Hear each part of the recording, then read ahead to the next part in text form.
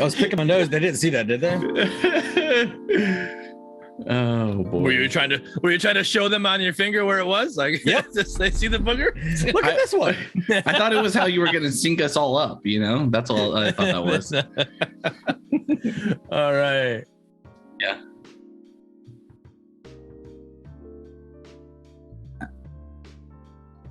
I mean, I can know hear it.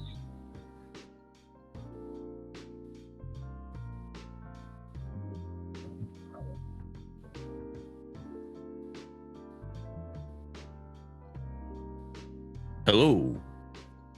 Oh, do you have it set up to where everybody goes full screen when they're talking? When they're talking, yes. Oh, No. gross.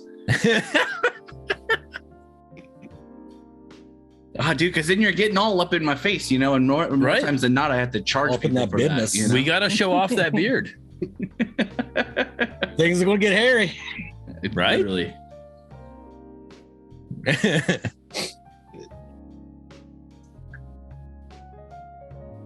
Oh, there it is. Oh. Technical All right. technical difficulties here, guys. Hello, Yep. stream. All right, let's go around and introduce ourselves, starting, of course, with the Viking Jedi. Introduce yourselves. Tell us a little bit about yourself and where you're coming from. So yeah, I'm the Viking Jedi. Not really coming from anywhere except for my dining room, as you can see here behind me. But no, normally I think anybody who maybe is in the stream probably sees me on FTM or Beta Males. And yeah, as far as like gaming, I played Paragon way back in the day on PlayStation. I wasn't like a crazy Paragon player. I just enjoyed it casually with friends after work. And yeah, and happy to have gotten way more into it more recently with all the Parazombies coming out, and it's lit like because I've always felt like that this space needs a better game than Smite. Not that Smite I think is a terrible game, it's just not really for me. So I'm excited to see where all these other companies come from and what ends up coming from them, I guess. Am I the only one that thinks that Smite being created by high res and how it's not high res is an oxymoron? I think you just called me a moron. I'm not sure. I'm a foxy moron. And I, of course, am the one and only Mangoose. You know me from my fucking YouTube channel. You got a fucking YouTube channel? Yeah. Wait, are you the Mangoose? Animals fucking, people fucking, trees fucking. We got pistols. We got fucking all that shit, man. So, and you may know that I recently purchased some Velcro gloves to use on sheep, but it turns out they work really great on our next host, which is the Bearded Wolverine. Oh God. Still can't hear Windu. What's going on, everybody? I'm the Bearded Wolverine, your Michigan Wonder, and also fall partner. Excited to be here, and this is going to be a spicy episode. It's not going to be as spicy if we can't get Windu to be heard, but we'll figure it out. We're still working on it, guys. So in the meantime, my other co-host is WinduTheMace. He makes content on YouTube that's for all of these Parazombies, basically third-person MOBAs. So check him out on YouTube for sure. And actually, this episode goes live on his YouTube channel on Wednesdays. So let's, without further ado, while we're waiting for Windu to figure out that stuff, let's talk about your guys' feelings on the game. We've all got a chance to play the game with the free-to-play. What are your thoughts? We'll start with you, Viking. So honestly, I've really enjoyed just seeing the queue times being pretty low overall, which has been really nice. So I mean, it obviously fluctuates, right? But Right. Especially since they got Epic on board, which obviously took a little while for it to come online. But even before Epic was there, it was still pretty quick. So that was just exciting in general, just be able to get a few games in really quickly, back to back, keep the momentum going. So from that perspective, it's been a success, at least going free to play, in my opinion. I agree. So I agree with that. And to the point, what was nice about it was the fact that when you went back to back matches, guess what? You weren't playing the same 5 people that you just went up against. It's like, oh, sweet, I get to see these people again. So that was great to see as well. Yes. You also brought up Epic coming into that. Let's go over that real too. That was kind of a big fiasco going on. I mean, I don't know who's at fault there. If it's Epic side, if there was something going on, if SMS didn't give them 100% of everything. Like, what are you guys' thoughts on that? How that was handled there, Mangoose? I don't want to shit on SMS, but they've had problems with every single launch that they've had. They have problems with Steam all the time. Like, I know it was probably partially Epic's fault, but I find it hard to believe that SMS didn't have something to do with how that went. I don't probably blame it on Steam, but like I've compared SMS a lot of times to that soldier you have in the army that never gets shit right. He tries his goddamn best, but he never gets shit right. And that's SMS, but it's forgivable because they are trying their best. And in the end, they're a good goddamn soldier, man. Yep, I gotcha. All right, I think they can hear me. Maybe now you got that reverb thing you got going on. Yeah, yep. Mr. Oh, now it's all fucked up. Okay, just keep talking while I figure this shit out, guys. All right. So no, I agree, Mangoose. It was the same situation. Like, if it was just that one day, like we were supposed to come out on Monday, right? We are supposed to get free to play Monday, and if it would have like, all right, got postponed to Tuesday, then fine. Epic dropped the ball, right? And I would have been okay with it. It still would have sucked. It's kind of like SMS has this curse. Right, they're just like they're cursed with something. That if they're gonna launch something, all right, we have it here. We're gonna have an issue, guys. It's gonna happen, and that's kind of what it seemed like. But the fact that it went almost 2 whole days, we didn't get until late Wednesday, right? Or evening of the Wednesday, and it's like, come on, like that. It definitely seems that there was something going on there. Obviously, this is all speculation. We don't know anything about it. There hasn't been anything announced about it. We're free to play on Epic, which is good. Yeah.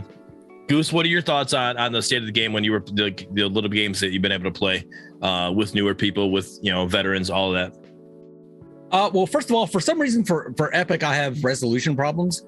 The game looks way better for me on Steam. I've heard the opposite. I've heard people say that it looks way better on Epic than it does on Steam. I think that's probably a personal issue. I think that's probably, I just need to dick around with my settings a little bit to make it a little bit better on Epic. And then I think that's what everybody probably needs to do. But the games have been fantastic. Like I've been saying forever, they need a huge influx of people to make the games feel balanced. I do think they need to do some things like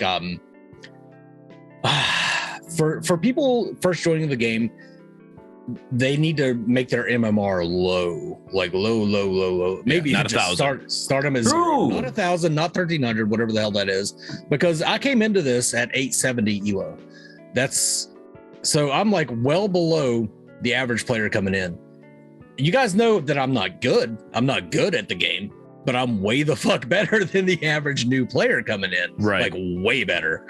And so it's just really not fair for them to be the stepping stone for all of us that have been playing Fault for a while against all these just crazy good Fault players that just got beat down into bronze elo. Yep. Yeah, that kind of sucks. However, with the amount of players coming in, it can't be that bad. Like there's got to be some games where there's good matchmaking. We've definitely seen where we got matched up against like insane teams that were like all like above 100 as far as account level, whereas all of us, like I'm account level 87, but everybody else was like 6, 8, something like that. Yep. So that really sucks, but I think they need to drop people's MMR whenever they first come in the game, and I think that they need to flip whatever lever, twist whatever knob to make it so that account level is accounted for whenever you do matchmaking. And I think I that agree. would make it a lot better. How would they do that? Definitely something I've been saying. What do you mean? How would they do that? I guess I can answer the way I was saying to do it before is the basically take anything that's account 25 or 20. We'll go 20 and to 1. And have them basically be like you play against them. That's who you're going to play against, right? Anybody that's 21 and above, well, it's just like those are the veterans, right? They've been here, they've at least played the game for a little bit, and they can be considered a veteran. They might not be that good of a veteran because they haven't played that much because they've only got level 25, but they at least aren't going to go into a game and not, they're not going to be a chimera, go into the game and literally sit solo lane the whole time or solo lane side. And they're actually going to get cards and they're actually going to rotate and they're going to do things because they at least know, hey, this is the basics of the game, right? Right now we got people there and that's fine. I'm not faulting the new players. Jesus. Exactly. So I'm not faulting the new players for that. It's not their fault for them not knowing. They need to learn it and they're going to do it. And I think they have a better chance of doing it and they're not going to get, mud hole stomped, when they're only playing levels 1 to 20. I think it's worth remembering too that there are placement matches.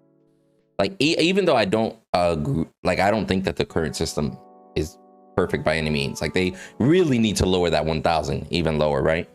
But there are placement matches. They're first 10 matches. So if they do get, I don't think there needs to be placement matches in a casual matchup. We're not doing ranking. It's not like if we're doing matches. That's when you play paladins and that's what Sothis, whatever their name is. Sothis. That's what they brought up paladins because we're talking about high res, right?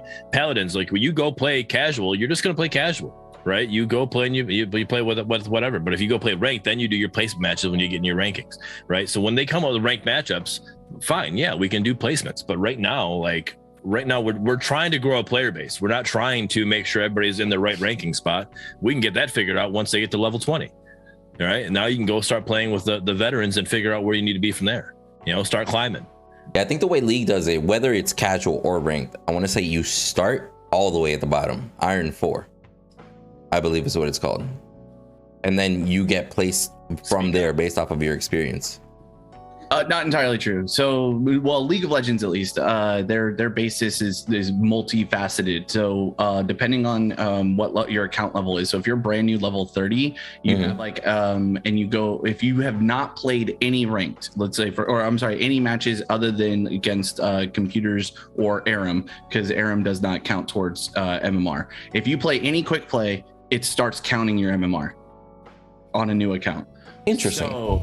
So your win rate in quick play will immediately have an impact on your MMR when you go into ranked. A lot of people don't know that, but it's definitely, that's at least how they have their setup. So how do they have their in MMR for casual under quick play? Like you got to somewhere in there, right? So it does. It starts to pre-place you into a ranked structure. So you might have your hidden MMR putting you into silver, bronze, gold, platinum, because what you don't want is, again, your brand new players going up against guys who are in challenger, who are deciding to dick around, in test builds or whatever in quick play. So there's got to be a structure. Yeah. Oh, there is. Yeah, it's just you said it right, but just slightly off. It doesn't start counting in MMR until you start playing either quick play or go straight into ranked. So a lot of people, what they do is they skip quick play altogether, go straight into ranked. So that way they play the lowest level people in ranked to boost their MMR better placement as possible. Oh, what a bunch of dicks! Right? That's clever as shit, though. It's using the system that's available to you, as a good friend of mine will tell you. But yeah, so I think that's a thing. But getting back to fault, at least I completely agree. I think that there should be, for this first maybe 2 weeks to month, you really need to make sure that the new players are having an opportunity to not get their butthole stomped by players who have hundreds of hours in the game, just want to shit on newbies. Like there are some people I'm sure who are queuing in and they're wanting to coach and help and not play their best champion or whatever, and aren't looking to just go 30 and 0 in a game so they can feel like gods. But there's also the guy who's wanting to queue in and do that exact same thing and put their dick on the table. So I think if you were to go by account level, and you can structure it, and adjust it, I think that would help. I wonder if they haven't done that because they're not sure where the fluctuation of player base is, and they didn't have the time from first launch of free to play, then Epic coming in, and now trying to figure out how that interchanges. They've only had really a few days to be able to work out what that looks like. Yeah, that's a good point. So it might be throwing things in and that maybe by now they were anticipating to have things structured a little bit better for MMR to have it. But that's also me giving them the benefit of the doubt. They could also just be totally dropping the ball and they suck, and we don't ever want to play their game again. I don't know, but I'm just saying. Let's also take into it. Let's also take into account the fact that this game doesn't have that well of a tutorial system, right? Right now, you start up and you watch and you listen to Sylph and talk about the game. That's the best they have right now. Actually, or you have to go. I don't think that's in the game anymore. Is it? I don't know. I've had the game. I don't know. Yeah, so I would love some confirmation in the chat, but I'm pretty sure I read in Gen Chat today that original tutorial video can no longer be seen because they're working on a new set of tutorials. No, I think it's I know exactly the conversation you're talking about, and the way I read that is that tutorial system, it can't be rewatched. If you wanted to go watch it again to catch up on anything or whatever, to me, there's no way to. The only way to rewatch it, I believe, is to basically uninstall the whole game and reinstall it to where like it has to. Then you have to uninstall it, delete the res folder, uninstall it, reinstall, so then it takes away your save folder. So it's a fresh install. So that way it counts you as like, all right, I don't know this person. Then you got to sign back into your account. And then that way would be the way to do that, to watch that video again. So as of right now, there's no way to.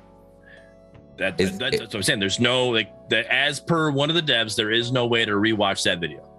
YouTube, they have it on their YouTube channel. There you go, people. Go to YouTube. I do want to point out too, Menace brings up a good point. He said, I think there's good mobile players new to Fault that once with time will catch up just fine. Not everyone is new to MOBAs. And I do think that's pretty cool. And also, hi, Fox. I am on FPP. Hello. So, but no, I just want to point out, League of Legends, we brought them up, right? They have... I'm assuming I don't play it, but I'm assuming they have at least a decent tutorial system for new people coming in. It's way better now than it was, but yeah. Right. So, so there, you going into that, you have that ability, and then you can, at least you have a decent chance going into your, casual matches. Right now, the new players don't have that good of a tutorial system, so they don't have that.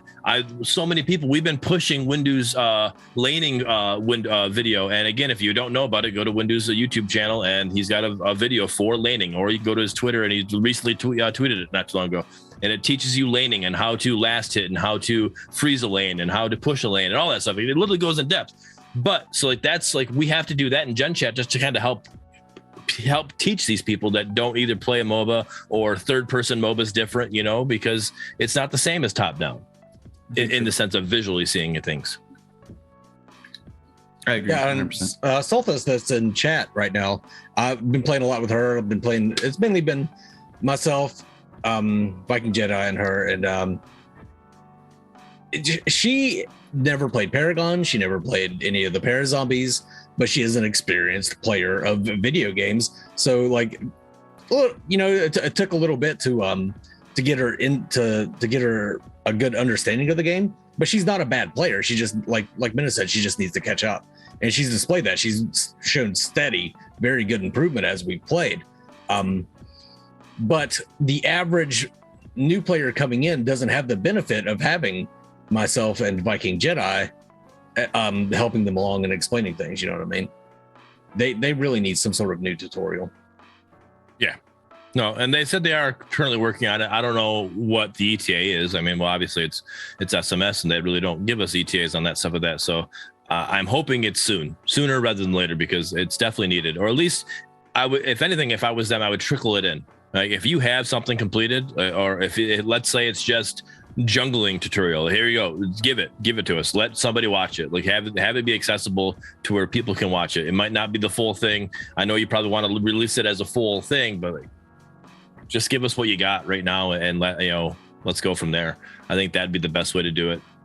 I also think that they could do a better job, like in game, pushing people to the resources that are already available, like the menu system, like hyperlinks or stuff like that. Yeah, just anything. I mean, like I saw in the general chat, people volunteering to duo up with new players who are asking questions, and I think that's fantastic. That's awesome, because like I think Mingus was saying, is when you have a veteran player who's been playing this game for 2 years, or even just is experienced in general, channel in this genre, you're gonna get a quick speed boost, and it's in casual play, so it's not like you're boosting anybody, in which obviously I would be against. But getting in comms, being able to have someone who's like, hey, I'm not really familiar with this. What should I be building? What should I be looking for? What are the call outs? Like, what button do I press here? Instead of them having to go to hit escape, go to a menu, try and find the hotkey or whatever, like, and struggling with it, or, if they don't have second monitors, having builds set up or whatever, you know what I mean? Like having somebody who can just walk you through and talk you through,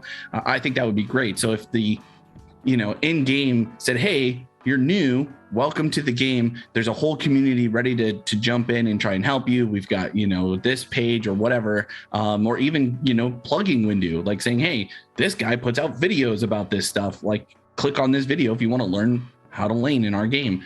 Like that, it takes it, from what I understand, it takes like nothing to be able to put that in there and make it more accessible. Because to be honest, I think this game's success needs to be really fast, really high, because otherwise I think it's going to unfortunately, spit her out. So they need to be hitting, I would say, at least 1,000 to 1,500 concurrent in order for this transfer to free to play to be successful. And we'll see if they can do that. But the only way they're going to even come close to that is maintaining the current new player base that's finding their game and sticking with it despite all the other stuff that we've already mentioned. So let me ask you guys a question. And just to go based off of what you just mentioned, because I specifically remember them saying that they wanted to do their own tutorials, right? Mm-hmm. And not even just what the hell's playing in the. It's I don't got YouTube Premium. Sue me. Anyway, their playlist is playing. Anyway, I skipped it. So so here's the thing. So they did say that they wanted to do their own tutorials for different little things, shorter format, whatever. There's been other content creators out there. Like, holy shit, who was it that made that Gideon tutorial? You guys remember that one? That explained in detail how to use his passive? And it was actually pretty damn good. Wasn't it Espada? No. Was it Espada? Anyway, I'm just gonna use that video. I'm gonna use that video as an example, right? That's a pretty damn good video that you could literally just kind of link somewhere on the Gideon hero page and be like, want to understand how to use this passive? Click here. And just support somebody in the community. But I think, correct me if I'm wrong, but I think that by them saying they want to do their own tutorials, it means that they have a level of quality that they're putting themselves up to. And it's like, hey, like, if we're gonna promote any video, it has to be this level of quality. And that's why they want to control it. I mean, I respect that, but I feel like they're also hamstringing themselves by waiting until they've got it figured out and put together when there's already resources that exist. Like it just seems like when you are, and maybe they don't see it the way that I see it, and that's fair. But to me, I feel like they're up against the wall here. They've been out for 2 years, granted in early access, and it was a paid for game. They just go free to play, but waiting on the wings are these two other games with a lot more money and a growing player base and growing fan base. Like, I just think that if I'm Fault and I'm sitting in these meetings, speed is of the essence. We need to like get this stuff moving and keep people in our game now. And this is their chance to do it. If they're slowing any of that down because they want to have creative control over it, don't make it a permanent thing, but you can absolutely look through a video. I was just gonna say that. Yeah, look through a video, be like, hey, do you know what? This guy's not cursing. He's got good information. You know what I mean? Like, I'm not saying just blindly throw a video up there that might not represent you and your community and all that stuff. But right. There is absolutely an opportunity for that, or engage with your partners like you guys and say like, hey, we want some quick tutorial videos that we can show to these new players and promote on here. We can lean on you guys to create that content for us real quick.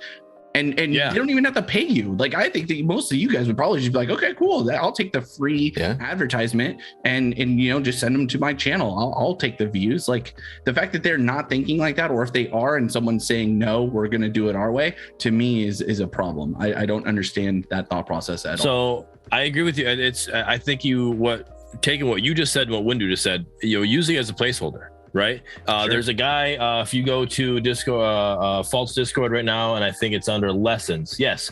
Kill Switch Killswitch_713. He has been doing breakdowns of every hero, right? And it's like every Tuesday he'll drop a video. All right. So the last one he just did was Countess. He's done Steel. He's done Murdock, and he breaks down that hero and he explains their kit and how they work. Right.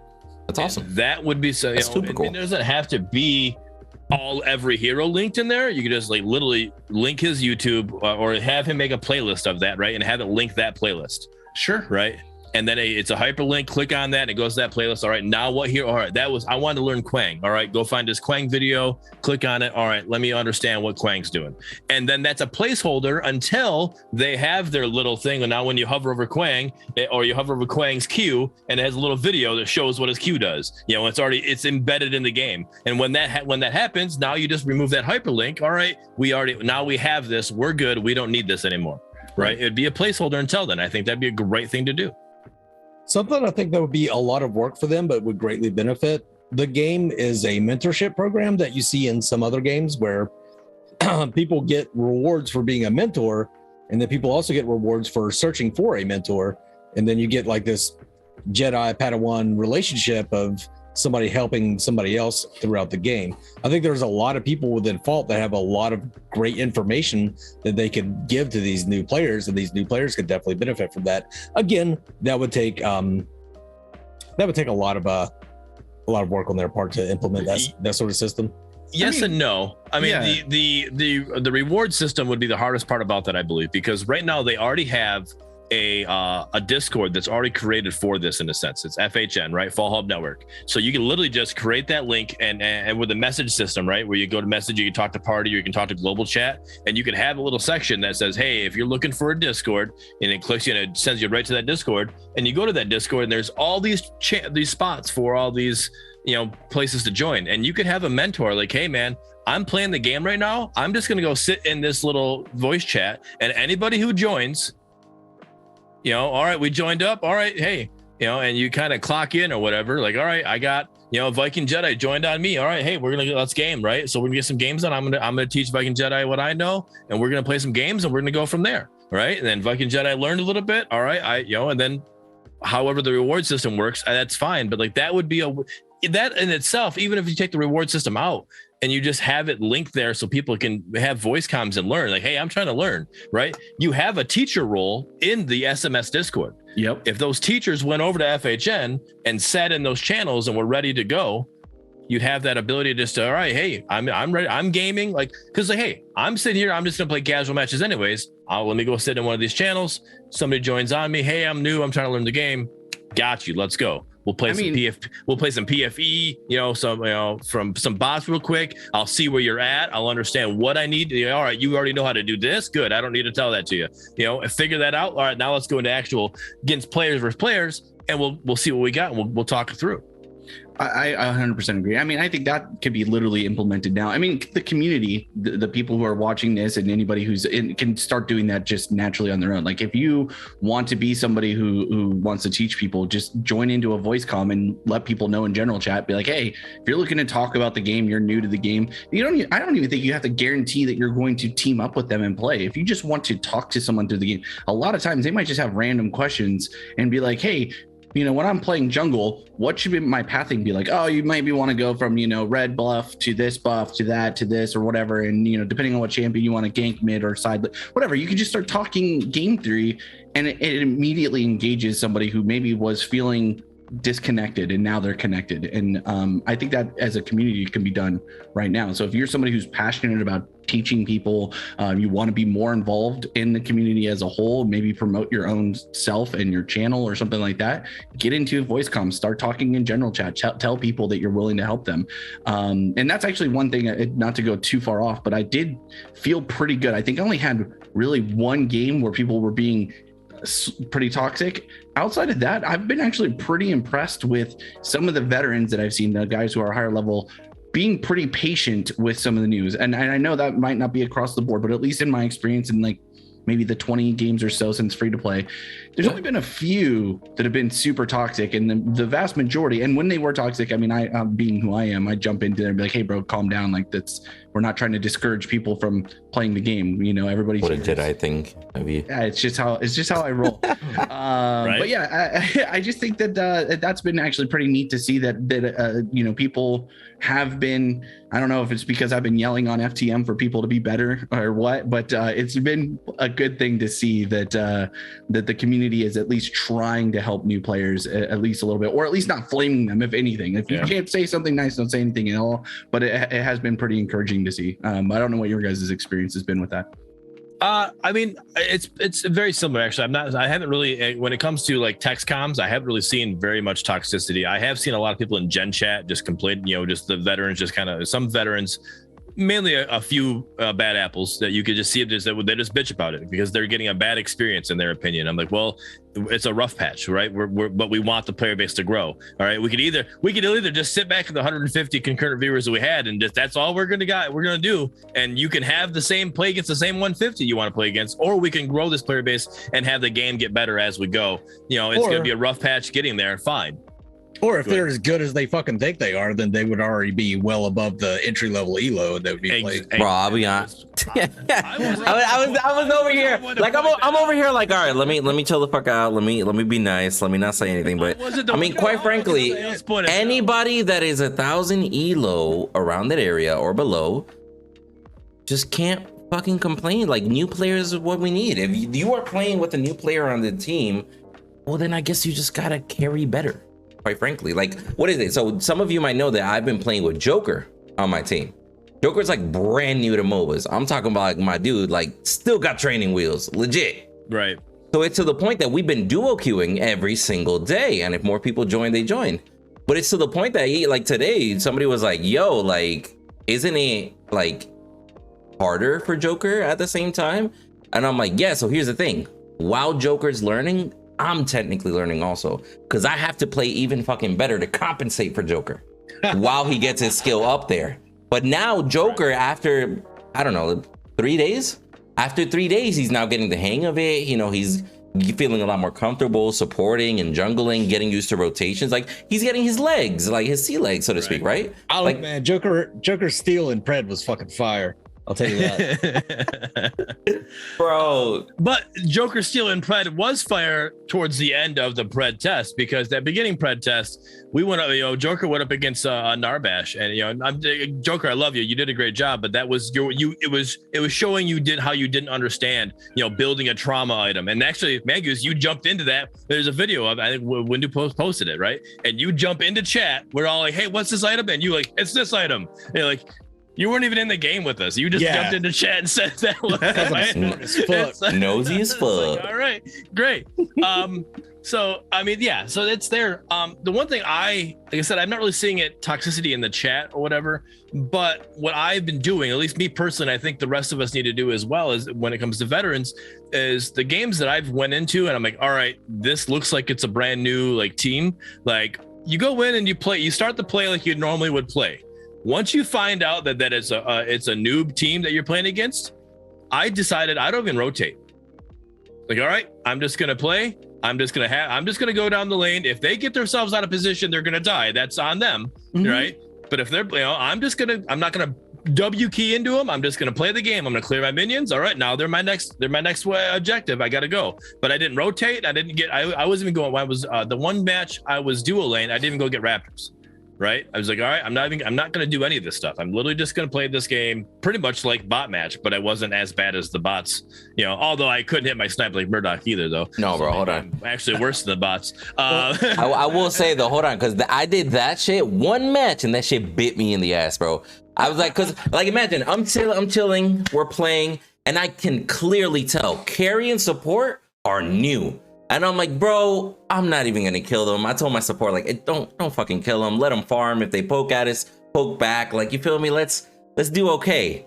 Little did I know their jungler was 12-1 across the side of the map and hadn't come our side yet. Next thing you know, that fucking beefy ass bear comes through my lane, and I'm like, I fucking wish I would have killed them 4 times. Like, holy shit. See, now that's Wait, where hold on. I played it confirmed. different. Window doesn't hit tab. That's what's confirmed. He doesn't hit. No. Oh no, yeah, bro. I was on autopilot. I was 100% on autopilot. I'm over there talking to stream, just like lollygagging. I didn't even know there was a Boris in the game until I got ganked. That's how bad it was.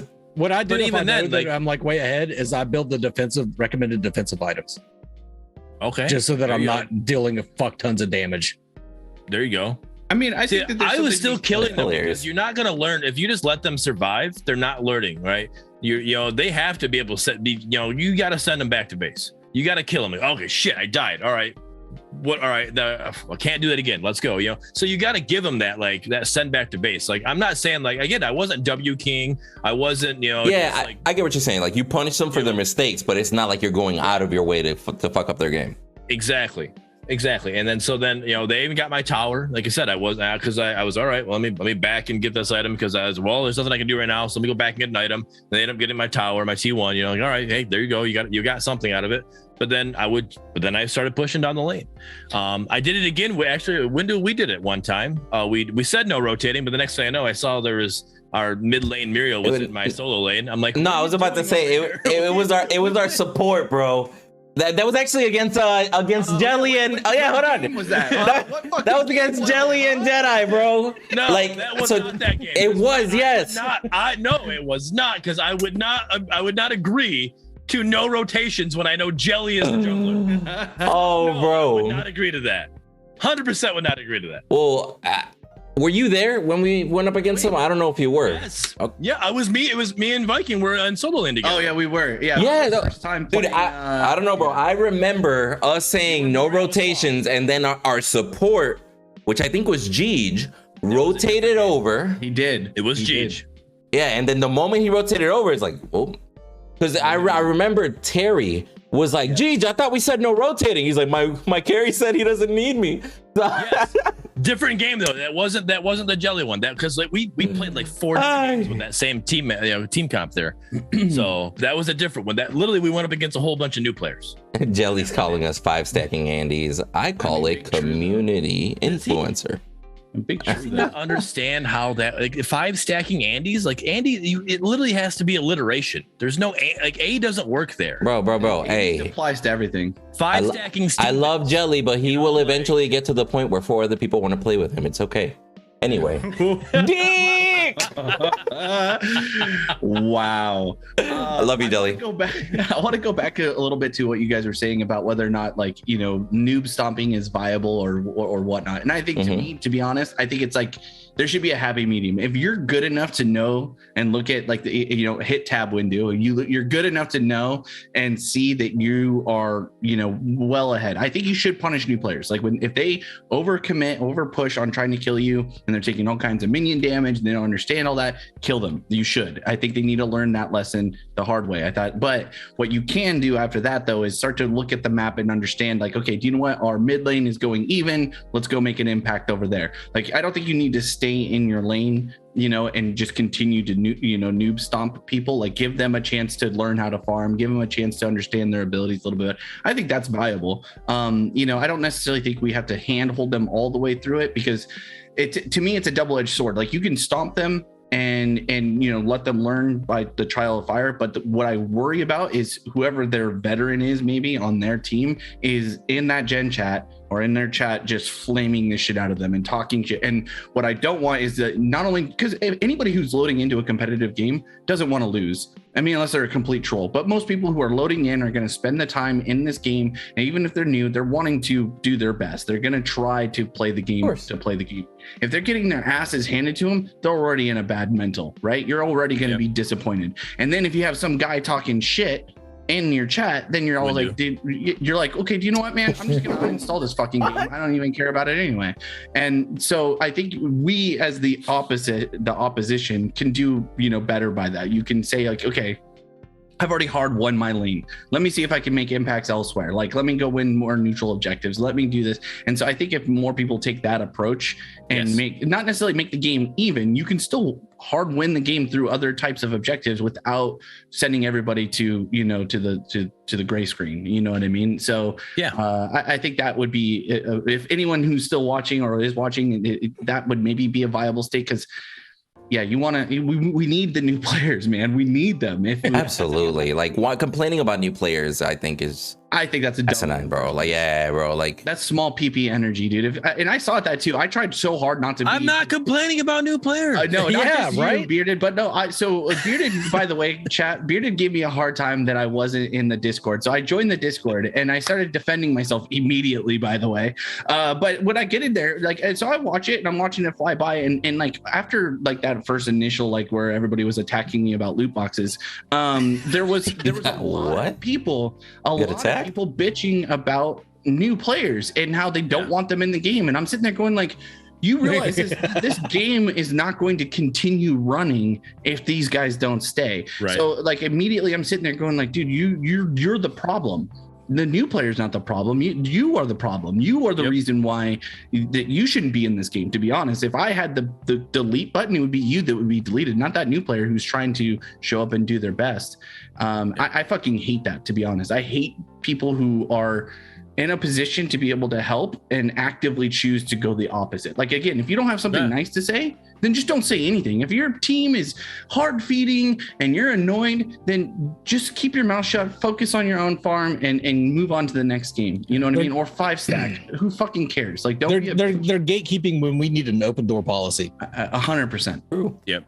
I'm really passionate about that. And what I want to say with that, Jedi, is if that situation, if your team is feeding and I had it. I just sent it to Windu and Mangoose, right?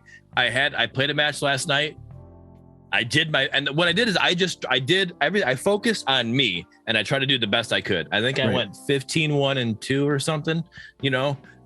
So like, but we end up losing it. Like the rest of the team, my support, Eternal, in chat. We did great. Dual lane. Dual lane was owned. We had it. Everything else just fell apart. But I wasn't in chat flaming. You know, so I was like, all right, I'm just going to do the best I can. I'm going to focus on what I can. Like, I'm watching myself. It's pretty much like, all right, training. Here we go. Yeah. Let's focus on last hitting. Let's make sure my last hitting is where I needed to be. Let's make sure my positioning is where I needed to be. Let's focus on the things that I just need to make my game better. I'm not going to win this game. So now let's go for a moral victory. Let's get a moral victory and do what we can. That's what you need. That's what the veterans need to do in this situation. Instead of just, jumping on chat and flaming them or going into Gen chat and just bitching about it, because you can see, actually, you go in and you bitch about it and SMS is going to come in. They'll tell you, hey, we're working on it. We're slowly tightening the MMR, and we're making the adjustments, and that's making it better, and overall, in the long run, it's going to be better as we go, but we're going to have this rough start, and that's going to be the problem. I like a foolish lunatic. I used toxic positivity. Is that okay? Absolutely. I'm actually a huge fan of like aggressive compliments. Like, no, you're fucking beautiful. That's like one of my favorites. Big True. How'd you know I was talking to you? It's the beard. I respect fucking it. Beard bros. It's true. I'm gonna fucking braid their shit together so they can be together always. You think your Velcro gloves are any good? We got our beards together. No, they'll just be twice as good.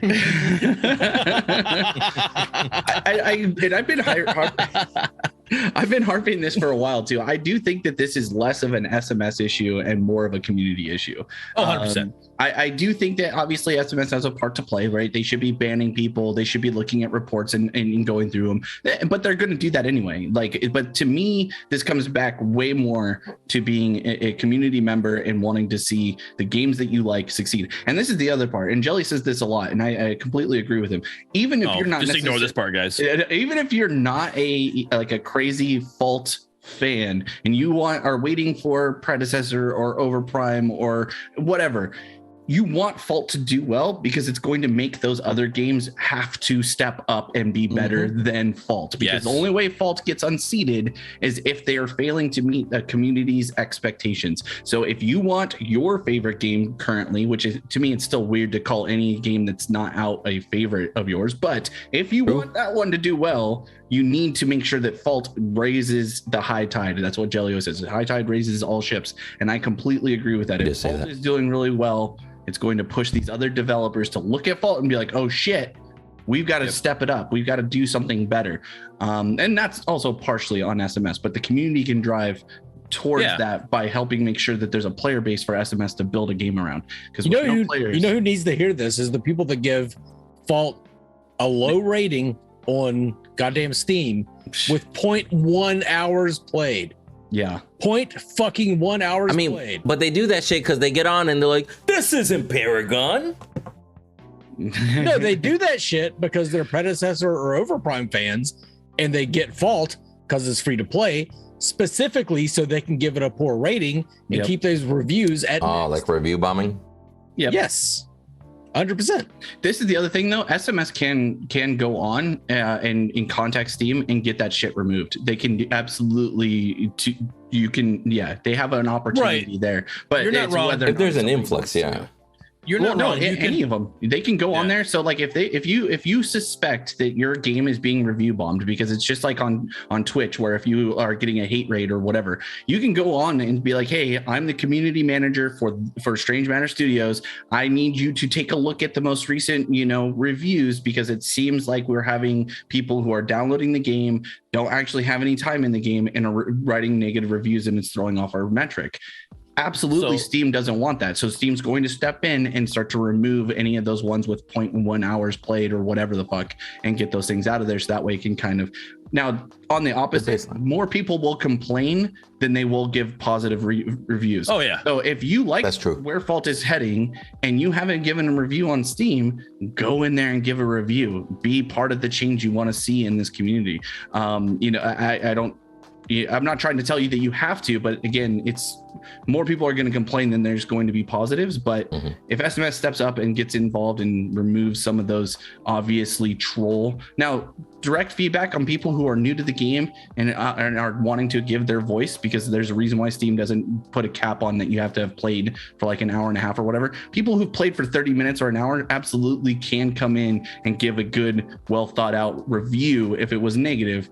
Like an initial impression, yeah. No, and that's fine. That's fine, and that's where they need to have that minimum threshold. They need to put that on there. This person that did the 0.1 of an hour, like that's 6 minutes, and that could have been only 2 minutes, because it doesn't go to whatever that number would be. What is that 0.0? 6 minutes. Yeah, made it to the settings tab. Fuck this. Basically, yeah. It could have been 1 second. Yeah, exactly. Because I think that could have been that's just the minimum number that they compute to, of however long. As long as this person hit start play game, it's going to start at 0.1. It's not going to go. It's not like SMS. When we make a balance patch change, we're going to go down to the 1,000th. And they're not going to do that. It's literally going to be just to the 10th there. And so that 0.1, it's at max 6 minutes that this person played the game, right? And that needs to be. So you're right. The community manager can go in and request a review of that, but that shouldn't happen in the first place. Overall Steam, we're not talking about just SMS, we're not talking about Fault, we're talking about overall Steam. That should be something they should stop from that being able to happen, because nobody can give a good review with 6 minutes of playing a game. I agree with you. The problem becomes, though, is right. It's at least talking it from a developer or SMS viewpoint. Steam is Steam. The change coming to Steam versus the other way around is way harder to make happen. You're gonna have a harder time going to Steam and be like, hey, you need to fix your platform because it's fucking with my reviews. Steam's gonna be like, we're the biggest PC download on the fucking planet. You can kiss my ass. We're fucking Valve. Like, we're not changing shit. We like. No, I know. I mean? So yeah, I'm definitely not saying which one's gonna be the one's more likely to happen. I'm just saying that's what needs to happen. That's the problem is here. Yes, you're. As I said, you're right. The community manager can go in and have that taken care of. But like I said, this isn't a Strange Matter issue. This is a Steam issue, and that's the problem in that regard. But we're obviously seeing it because we're wanting the game to succeed. Right. So. Yo, can I just say that I've seen amazing. I hate you.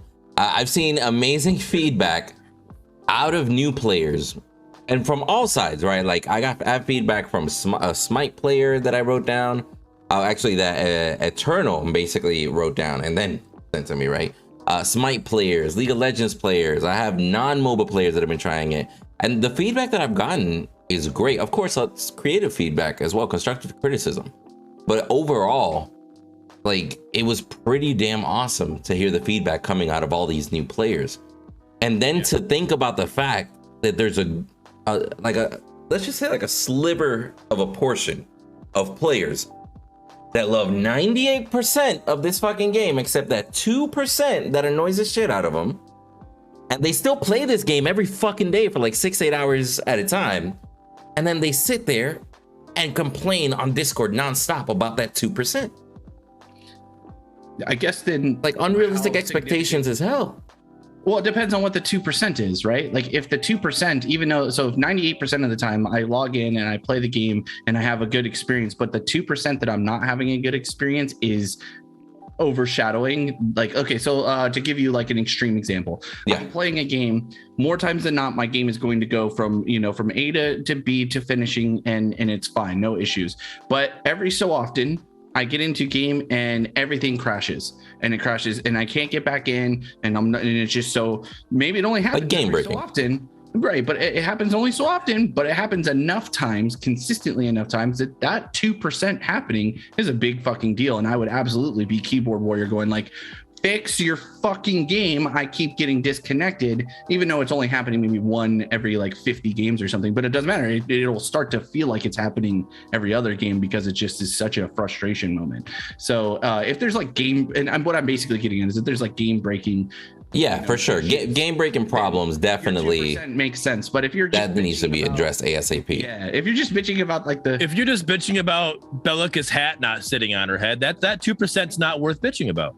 Probably true. I agree, because that shit still annoys me. 2 years. Like, I'll be honest, like Bearded knows, even till this day, I was like, hashtag fix Bellica's hat, like low key, right? But you don't see me in the Discord like, when is this hat gonna get fixed? Strange Matter Studio, like, yo, they got shit to do.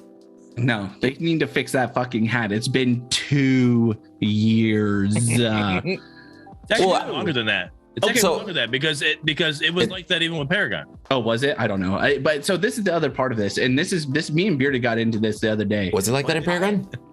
I actually think that them not fixing the hat. Them not fixing the hat is a bigger deal because they now are free to play. One of the only ways that this game is going to earn money now is through their cosmetics. If their cosmetics, that's a fair point. That all the cosmetics have to be on point. Dog shit. Then they're not going to make any fucking money, which means they can't keep the fucking servers going. So yeah, fix the fucking Bellica hat. Listeners, now skin, we're supposed to look like dog shit. I can't with them, bro. So let me propose a question. Emoji. Get me out. Throwing sands of shit and pulling people. Throwing toilet paper. Oh my god.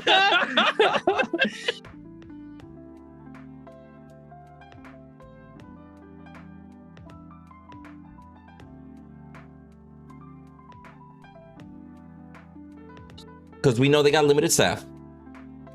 Right now, do you think they should focus on making sure every current skin is perfect, and let's say delay a new skin for 2 months, or focus on getting us a new skin and then just that one skin, that one Bellica skin that needs to be fixed eventually, just fix it eventually when you got the time? I don't think it's like, can't be that fucking hard to fix the hat. That, and I to be honest, the hard answer here is they need to do both. I mean, true. The personnel is an issue, right? Like, you've never played Would You Rather, have you? I have. The problem is that Would You Rather is not going to help them pay the bills to keep the game going. And when you go from free to play, and your only source of monetization now is going to be based around cosmetic items that are in your game, and those you need both. You need your current cosmetics. So this is why I get upset about it, because it's been 2 years. It's not like they just recently put out the skin and it's got a bug. How long has it been? Been 2 fucking years. No, but no. So if the assets are scuffed, then they like, as Balix is saying, if the assets are scuffed now, what's going to be the incentive for any new player who's coming in to buy that skin if it's scuffed? And yes, they do need to release their new skins, because people who have been playing for 2 years also want to buy and spend money on those new skins. So you have to appease to both. You have current assets that need to be up to par to be able to sell them, Because look, I'm just going to be honest with, if you guys go to the bakery and you see moldy fucking bread on the shelf, you're not going to buy the moldy bread. You're just going to leave the store. You're just going to walk away. Right. You're not going to do it. Well, so that's the thing. They need to fix this because there's no incentive otherwise. So shout out to Mangoose, because he nailed it on the head, what he said in the chat. And we've seen it before with other games, and we saw it with what happened with Richter recently. Like, if there is something that is not up to par to the quality, just remove it from the store. It's still in the game. The moment it gets fixed, implement it back in. Just flip the switch. Yeah, there's another side to that, though. I wouldn't be mad. I wouldn't be mad if the Bellica skin got pulled and then got put in later on. Bring it back for Halloween. Unless it's the only skin you have, you know. Oh yeah, that the would only ones that I know personally that have an issue with this skin. For one, in my opinion, no matter what, even when it was on Paragon, the skin was ugly as fuck. Bro, that's my favorite Bellica skin, bro. If you are earning skins randomly, right? If you are earning skins randomly through your loot boxes, let's say I'm a crazy person and I spent $20 on buying loot boxes. Why you act like it's hypothetical? Okay, first of all, because you're crazy. You're spending real money on a fucking loot box, but that's just my opinion, by the way. I love playing roulette. Yeah, so if you are of sound Russian mind roulette? and capable with disposable income to take gambling risks on loot boxes for in-game assets, yeah, that's a different type of person for sure. We're gonna get to that in a second. Let's just talk about the damn skin real quick. Anyway, if you ended up, let's say you spent your $20 or whatever, got some loot boxes because you felt like pulling on the handle, and you end up with that Bellica skin. Somehow you got all 3 shards to line up, and you're so stoked. You're like, yes, I love Bellica and I got this skin for her. And then you load it up and her fucking hat sitting on her ponytail instead of the top of her head. You're going to be like, well, what the fuck was my $20 for? I want a fucking refund. I'm pissed off. That you're creating a negative experience right off the bat. And it's like, I will say you should get pissed off in the first place. The fact that you got an ugly ass skin, right? The skin's ugly as fuck. Right? Hold on. No. Wait. Bro, the Halloween skins are my favorite, bro. I think the Katniss Evergreen Sparrow was a million times worse. Changed my mind. Well, I'm just going to say, fucking with Sparrow? The Unreal. No, the cat face. If you fuck with the Unreal Engine, her hat is a separate entity from Bellica, so I'm sure that's what makes it difficult. Which is weird because none of the other skins that I can think of off the top of my head have a separate entity like that. So the hat is just completely different from the model. So you know what that reminds me of? That reminds me of Boris. You remember Lumberjack Boris when it first got introduced? I don't know if you guys remember that. Yeah. Lumberjack Boris. That's what I'm saying. But he was supposed to have a hat, and the hat was causing issues. And it was to the point that they were like, hey, man, just take the hat off. The rest of the skin is so cool. Like, the hat's giving too much problems. So maybe there is like a disconnect there with like the hat being separate and getting it to sit on the right part. The Boris skin is cool. That Bellica skin is not. It doesn't matter. It's an in-game asset that you can buy with real money, so they need to fix it. I'm just saying there's tons other better skins in this situation for them.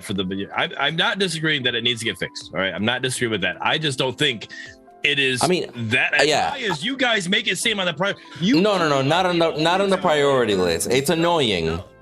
But I don't know of any other skin that has any major issues like that. It's just the most obviously. It's the most noticeable. Yeah. Yeah. So and you two are the only two that I've ever heard complaining about. Listen, I don't watch Gen Chat. Nobody complains about Bellica with chat. I don't look at any other. I don't look at Ethereal Gen Chat and see people. Oh my gosh, have you seen False? Witch hat? No, I don't look at anybody's Gen Chat. Nobody talks about this except you two. Okay. Well, even still.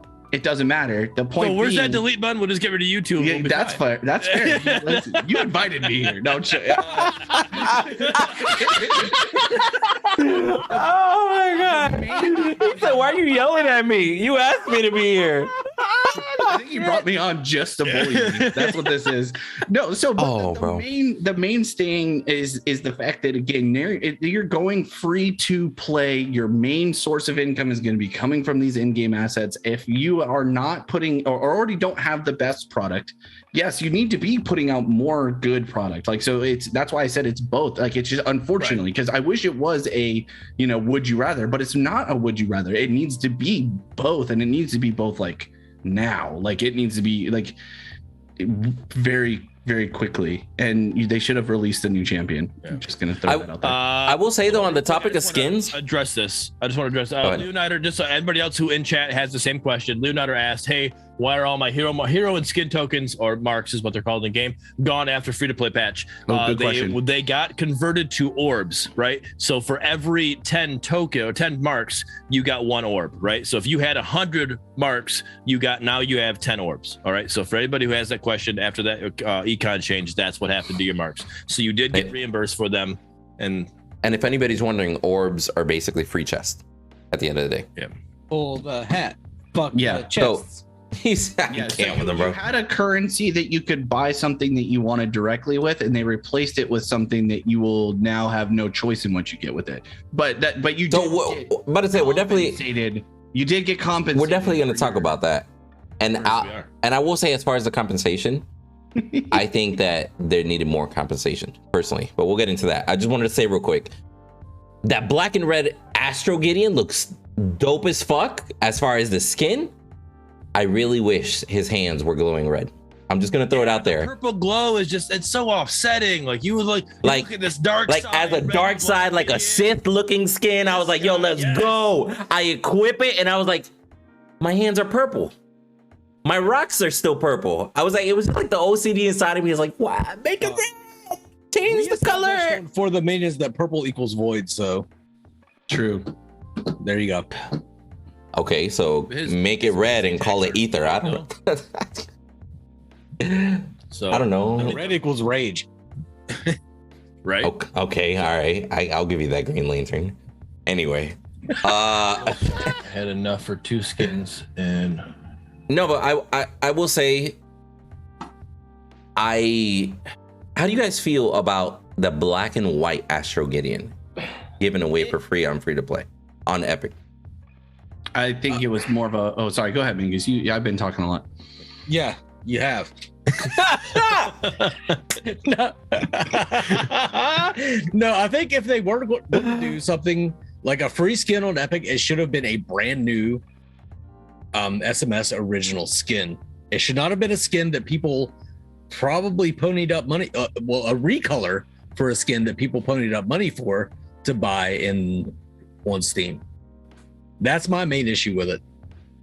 Well, the feedback that I got from my little brother, Latin, and this is, again, he's just like me, like we will spend $100 on skins just because that shit looks cool, right? So his feedback was original Astro Gideon made sense as a premium skin because it was a brand new asset that they made and etc. Right? Like, okay, that makes sense. His theory, his logic behind the black and red one, and I completely agree with him, was the black and red one should not be full price if it is purely a recolor. If those rocks or if that glowing animation were also red, visually to him, it would have been worth a premium price because he's getting a totally different effect. It's kind of like Twin Blast Summer Fun skin. Now, like the grenades blow up blue, like there's water splashes, with water coming out of his guns and stuff. All these different animation changes. Like he was saying to him, that would justify the premium price. Whether it was worth $20 or $15, that's subjective to everybody, right? But at least to him, if it would have had that tiny little bit of a difference, it would have been worth it. But having just a recolor and still paying the full premium price, my little brother was a little bit upset about that. But he did it anyway. He literally, before the first match, bought it. And giving it to people for free when other people already bought it. Yeah, can we talk about the black and white one? You brought the black and red one here into this conversation after you asked about the black and white one. So I understand. Yeah, go ahead. What your brother's talking about. Yeah, go ahead. But that's got nothing to do with us, the Epic free skin, and how we feel about that in that regard. So, Mangoose, you're right with what you're saying, or I agree with what you're saying in the fact that it's something new. What I think, speculation again, that's I don't know, I'm not in the know in this situation, but I think what may have happened is like the backlash of what about the Steam players, right? And so what about the Steam players? So this is like it literally they're getting just a recolor, like, so it's show, don't be that offended by it, like I mean, yeah, just again, I don't know. I'm just thinking like that's what it literally just came to my head when we asked this question. Other than I had not thought about this for the whole time we had this. The dev stream came out with it, but so I don't know. Ooh, a solution? I got a solution. Have you guys ever played Soul Calibur? Yes. Soul Calibur had exclusive skins that were for free depending on where you played the game. So you imagine if you played on if you played on does it too. So if you played on Epic, you get the black and white one for free. What if you played on Steam, you got the black and red one for free? You feel me? I mean, anything. That still no bueno, because people paid their hard-earned money. Yeah, okay, so not that skin, but skin, some other skin. Yeah, for sure. Not that skin. That's my entire point. Not that skin. And Undertow Gideon, or give us a fucking recolor for like an Epic asset or something for Epic, but don't fuck over these guys that paid their hard-earned real money for that blue and white skin, and then just to give a recolor for free to people who just has happened to download the goddamn game on Epic. Am I the only one that feels like the recolors are cool or look better? Is that just me? Could you imagine? Hey, Epic's like, hey guys, you're gonna go free to play on our thing, but what we want you guys to give out a free skin for anybody who plays on our launcher, right? So that all you do is like, oh, you guys created this, let's just change this color up. Your skin is now free if they use it. Like, all right, Epic Launcher, you get one of our skins that we made, in that situation. I think that'd be kind of hilarious. Am I crazy? In the face. Did Steam free-to-play players get a free skin? No, I don't know. Not that I know of at all, if I'm not mistaken. At least it was. That's why I brought up the option of maybe like they should have had an Epic skin and a Steam skin. So what's wrong with Steam? Does SMS have an issue with Steam players and the people that have been on their platform for the last 2 years? Like, because that's what I felt. I took it like. I think it's more of a question of what Bearded just said.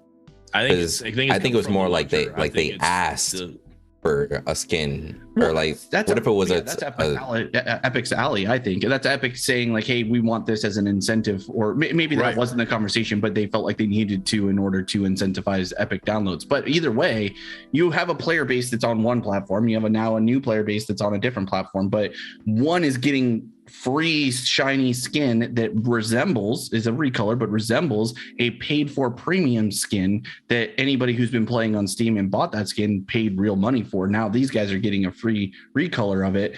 You're not reimbursing the guys who bought one, and then the current Steam players aren't getting shit. So you just get a big fuck you if you downloaded this game on Steam. You don't get free nothing. You just get to play our cool game. And so it's like, why is there this, to me, why is there this disconnect between what Steam players who prefer to play Steam games, and have their library and have their friends and all that other stuff, and then you go over, I don't know, it just to me that felt weird. I was like, okay, well, I get why Epic would want it, because it's Epic. That's what they do. That's how they kind of promote themselves. You know what's interesting? It's especially bad too, to do this to a community, and especially a community that particularly has a bone to pick with Epic. A lot of people do not want to support Epic Games after what happened to Paragon.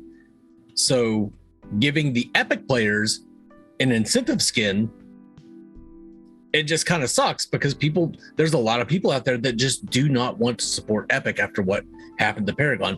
I mean, within our community. So, but still, my main thing is that people paid for the fucking blue and white original Astro skin. People paid their hard-earned real money, and then people just get a recolor of it for free.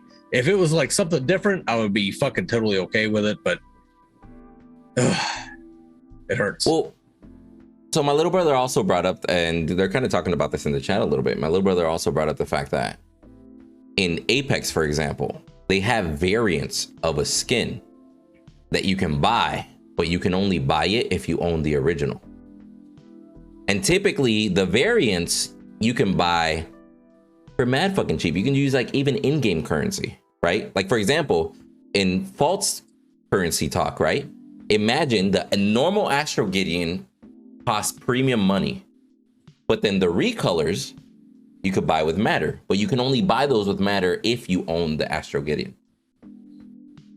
Like, I know some people buy this though. I know it's not like that at all, but I'm saying like my little brother was saying the community here. No, my little brother was saying that he would even prefer a system like that, instead of having to pay full price for every single one of them.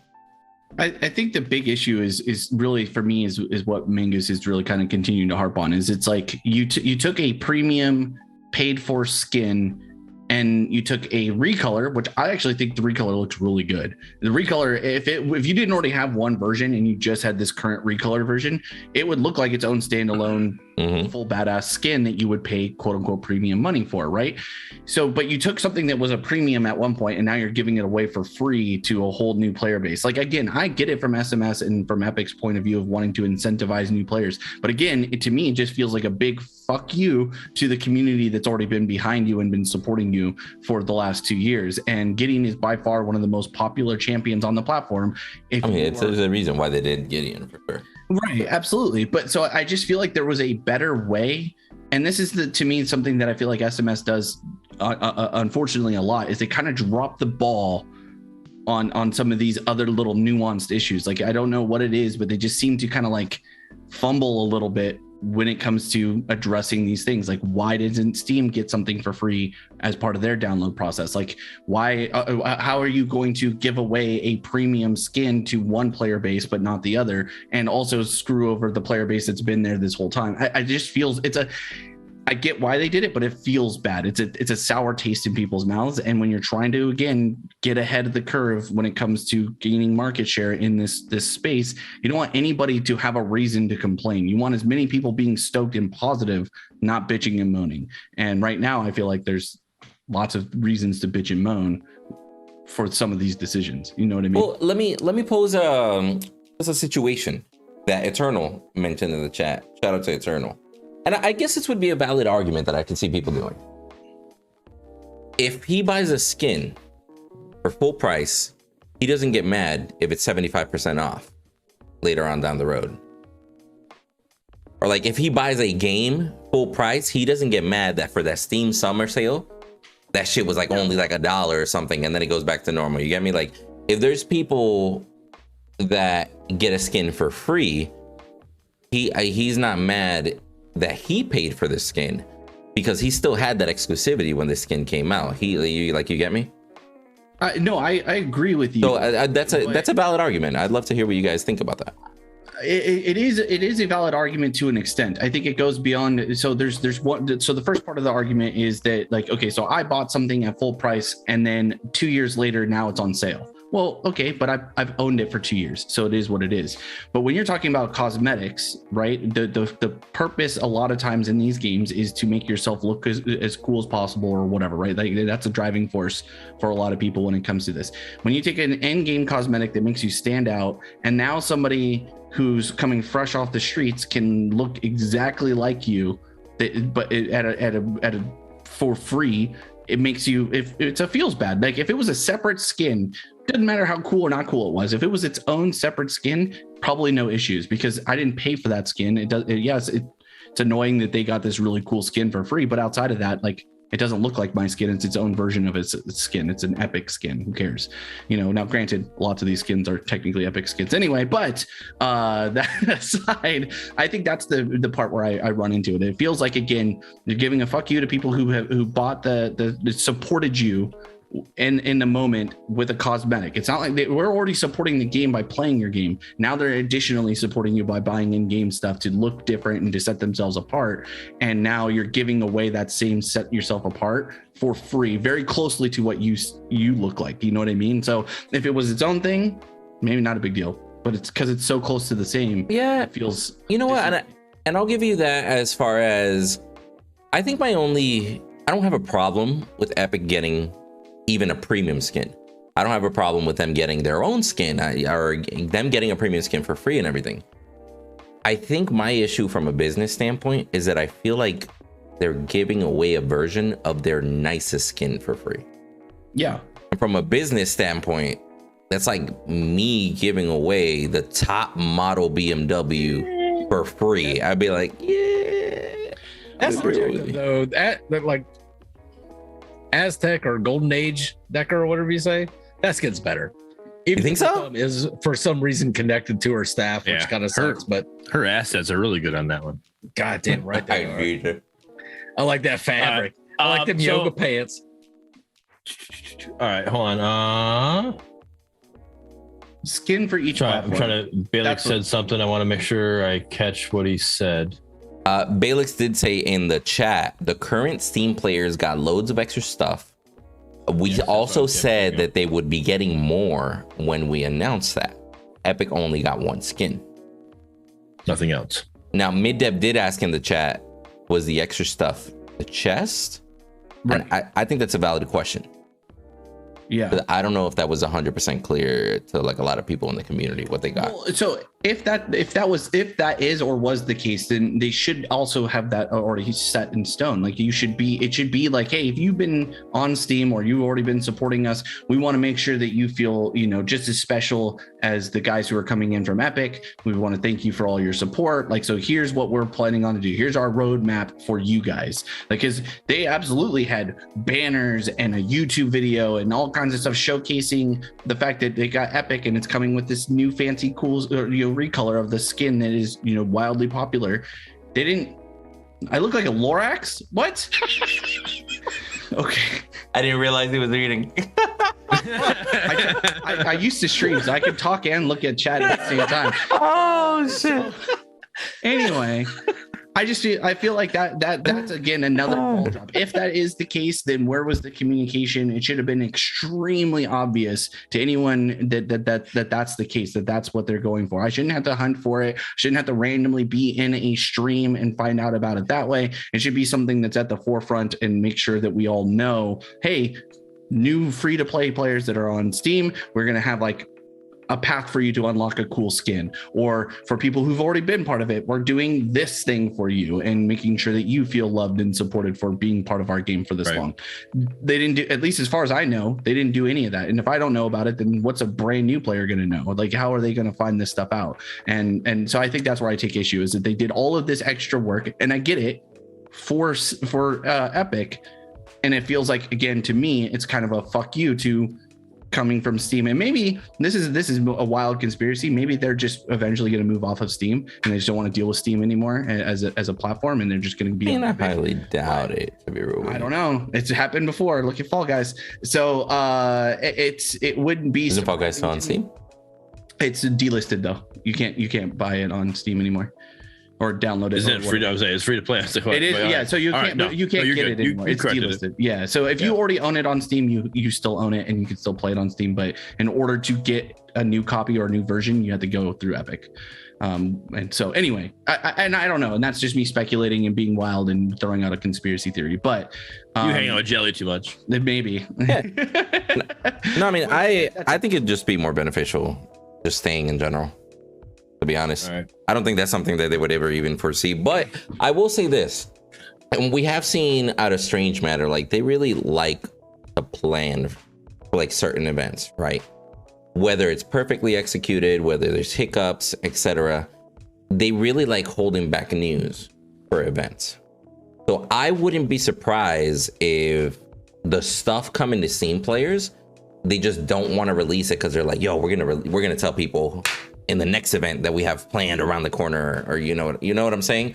Like we've definitely seen that pattern in the past. Not saying that it's an excuse. I would much rather them just be upfront and be like, hey, we're gonna give you guys at least a blanket statement. Like, we're gonna give you guys a tier 3 skin. We're gonna do this. We're not gonna tell you what skin. We're not gonna tell you if it's you feel me? But I would love roadmap-ish. I'm with you there. Exactly. But I definitely can easily see them wanting to plan or be like, yo, we got Halloween coming around the corner. We're gonna do something big there, and we'll treat the Steam players great there or something. I don't know. Like they could easily be planning stuff, just not divulging it. But they're very I know. Sorry. He's stuck with his hands. Joker says Winter Veil coming back. They did confirm that the Winter Veil and the Halloween. What was the Halloween one? All Hallows Eve. No. Was that Halloween? What was the Halloween? No, that was not it. Pumpkin Punch. No. Oktoberfest? Anyways, the Halloween no, that's different. And, the Halloween one and the Winter Veil, they are coming back. They just don't know if it's going to happen this year because they have a lot of things that are coming up. So Anyways, they're being weird. They're doing hand stuff. I do want to say though, because I feel like I'm starting to sound like all is shit. Dude, you just keep bitching about Fault, dude. No, and I don't want that to be the case, because I actually, so I've been spending a lot more time in the game, and I do like the game. And the problem that I'm having is like a lot of my critique is looking from the way of success. Like these are to me like roadblocks to that success. I've been in sales for a really long time, and I understand that there's things that you're going to be able to do or not do and make yourself successful. And I feel like when it comes to announcements, when it comes to road planning, or, getting the community involvement, it seems like they just aren't quite there. So even if they have good ideas for it, it just seems to not quite deliver the way that it needs to. And again, from my perspective, there's time that they have to burn. They don't have a lot of it. I think that if once these other games get their shit onto free access, into early access, it's going to put the pressure on default. And if they haven't established themselves as the front runner third person MOBA in this space, right? Because Smite is its own thing.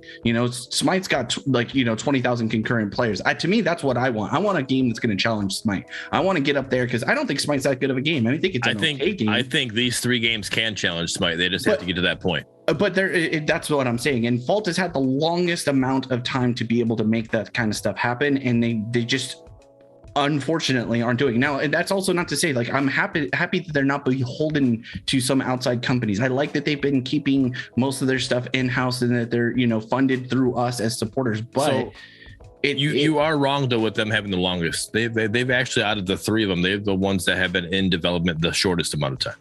They're released though, or they're out at least. They've been out. Yeah, that's what I mean. But that doesn't put them ahead. I mean, if anything, that shows that they're doing better per se. I'm gonna say the other two, because the fact that they're not even available to play, like, so their game's not even at least in their opinions, not even good enough to actually play the game right now for us to be early access. So Fault's at least leaped them in that point to be able to do that. Now it depends on you as a player. It's subjective in that situation. Do you want something that's going to run smooth and not have a good game loop, or do you want something that's going to have a good game loop and not run smooth? And that's kind of where we're at right before we're making that juggle. Which one do you want, right? And you can't have both. So eventually you can, but that's going to take time. Yeah, that's going to take time, right? And that's where we're at. So that's what I'm saying. Like the time, they just haven't been. They have not been at it at the same amount of time, and they have a smaller team than the rest of them. So I'm just saying, I'm just putting that out there. So go ahead with what you're saying. I'm sorry. Yeah, no, I mean, and I'm not like not taking that into account. Like that's the part I was wanting to. I'm not wanting this to seem like I think SMS is garbage, or that Fault is garbage, or any of those things, because that's not the case for me. I think that the problem for me is, like, I look at these things, and again, I'm not a subject matter expert. I'm just a guy who plays video games and has a really awesome. Are you a strange matter expert? I'm not. So when I make my opinion voiced, a lot of times I try to keep in mind, like, from the outside looking in, if I don't know all the stuff, if I'm not on the heartbeat of everything that is going on with all these games, what do I think is going to keep me engaged, and what is it going to get me to tell my friends to play this game or to be involved in it and all that fun stuff? And so that's how I see the success, because we need to get to the masses. People always talk about, like, the casual versus hardcore player. Well, do you know what? You need a casual gamer player base in order for there to be a hardcore place for people to play. And so we need to grow our casual. We need to get more people into this. And I feel like any roadblocks that prevent people from being able to engage with the content, feel good about engaging with the content, not even knowing about the content, like all of those things, anything that interrupts the flow. It just makes it to where it's like, okay, so are you really going to be able to reach the finish line? That is, if Smite is the current top version, how do you become the second guy behind Smite to eventually challenge Smite and beyond? Because the top 2, right, we're not getting to Dota or League of Legends numbers by any, those guys are by far the best MOBAs, right? Everybody else is well below that, but Smite still got 20,000 concurrent players, and they're constantly doing shit with other studios. Like, they're constantly doing new things and making stuff happen. It's crazy, actually. I don't understand how they do it. It's really weird. That's a lot of money to pay for IPs, bro. Right. So real quick, I disagree with you saying that we can't get to that point. And we, as overall, maybe not just talking about Strange Matter, right? Oh, these 3 para zombies, right? Sure. They have the ability because of the all right. When you Because the for fact it's a example, 3D MOBA. Let's have you play a game, right? You could play regular Mario Brothers, Mhm. or you can play something with this amazing graphics. Whatever game you want to pick that's got amazing graphics out right now, right? Elden Ring. Which one? Huh? Elden Ring. Sure. Which Okay. one are you actually going to want to pick up? Don't put nostalgia into there, right? Take nostalgia out of it. Which one are you actually going to pick up?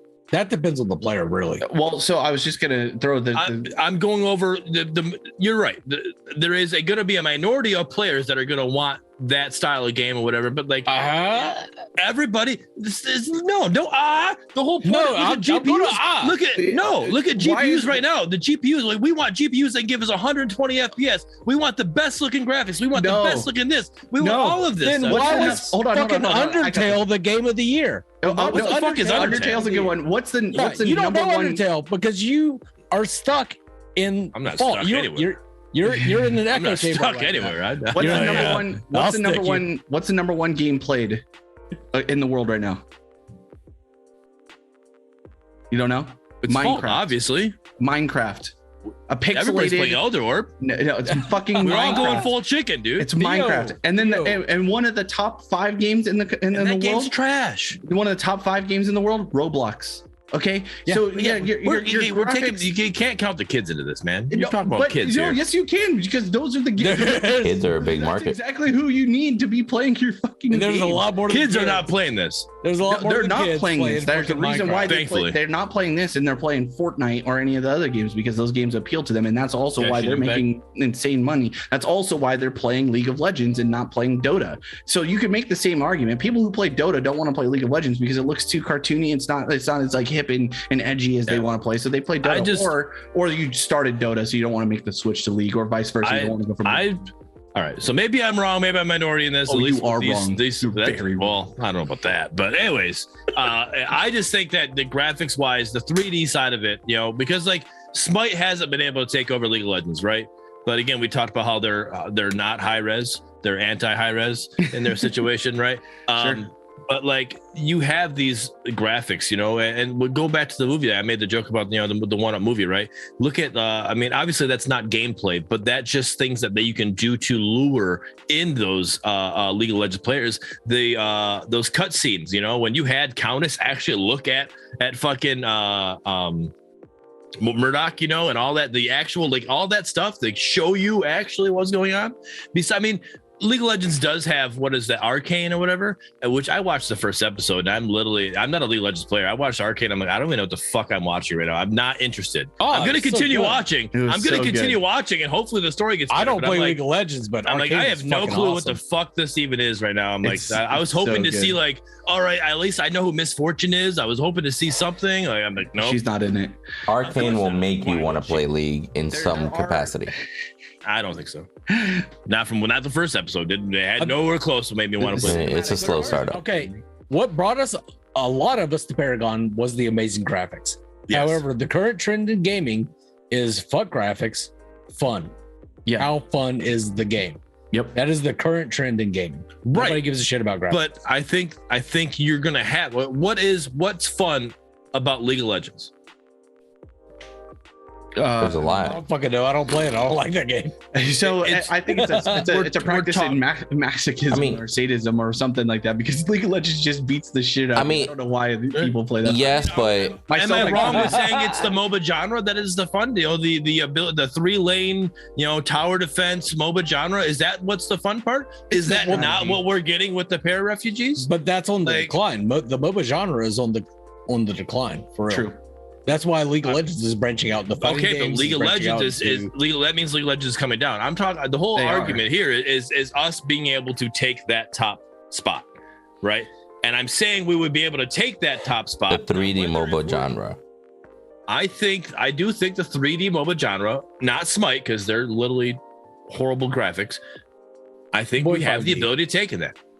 I do believe it's possible. Now, a lot has to happen for that to be a thing. I'm not saying that's going to be 5 years from now we're taking over. That's not what I'm saying. Like, because they definitely put some deep roots in. They've got a good seat there. But either one of these games have that ability to do that, in my opinion. There's potential there. I'm just disagreeing in a sense that they're at like millions of players concurrent across the world, and like in order for any like even so Smite would be the one that I would think would get there just because they've already been established. They have all the connections, all that fun stuff. So I just Ethereal could take over. I mean, all of them could, but I feel like more likely than if any of them even start to get towards challenging Dota or League of Legends, it's only because those guys have lost numbers, not because the game is better or is closer to what people are wanting. I think they're the whole point of that, I believe, is them losing numbers to that game. I don't think that's what would happen. The League of Legends players coming, like, oh man, this game looks so much. This is 3D League. You know, Yeah. like right now, I'm just looking at the top of the guy's head. All right, sweet. He's got a bald spot now. I've been playing this for 10 years. You know, like there'll be some, I think, right? There's definitely, I mean, I'm one of them. I played League of Legends for a lot longer than I played 3D you can't MOBAs. see Misfortune's assets on just from the top down, man. You got to be able to, get that back end. That's what Reddit's for. I would compare that to World of Warcraft. Same. World of Warcraft is by far the least innovative and the least progressive MMO out there. But it's Like, fucking massive. Final Fantasy is way better.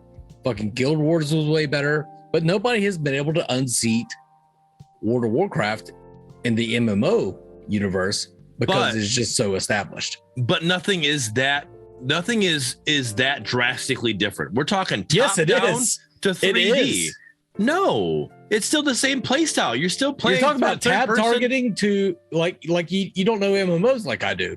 You're talking about tab targeting versus like AoE targeting and fucking selection targeting. But I'm talking about like the drastic visuals. There's no like that. Like literally, we're talking like you're still looking over the guy's shoulder of whatever you're using with World of Warcraft. Hey, I'm running around. I have my fucking. So are you saying I'm riding on? I'm curious. So are you saying that if, just to hop on this World of Warcraft example, if a competitor World of Warcraft came out with amazing visuals, RTX and everything, Something arguably you need something beefy, but like something that would make it go look from a B-rated movie to a Marvel movie is what you're saying. You think it would be enough? Necessarily, it's got to be something that completely changes it. Like the top down. We're talking about top down to third person. That's a complete and using verticality, right? That's where Smite I think fucked up, and they don't use verticality, right? You only have that XY axis.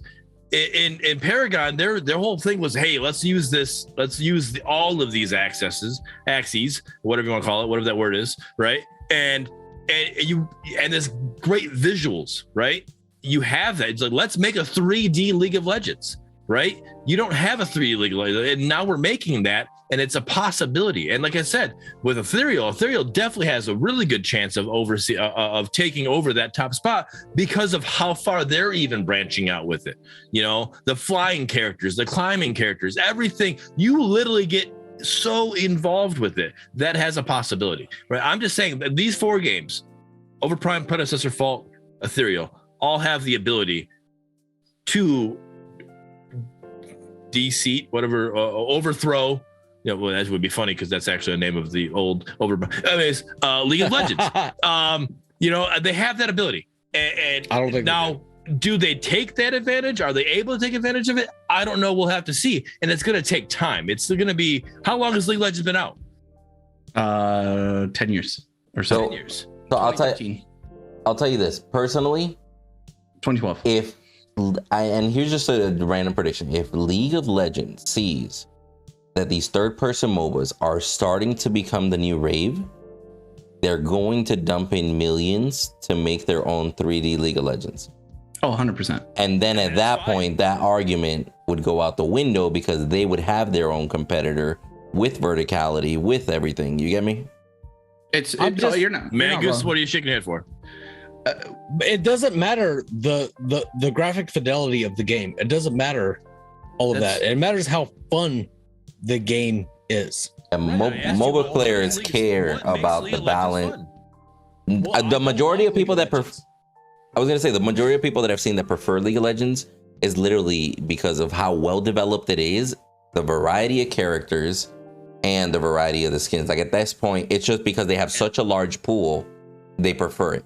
It's not that any of these games can't catch up. All of that except now you, instead of being top down, you have this literally a game-changing situation because there's no verticality in Smite.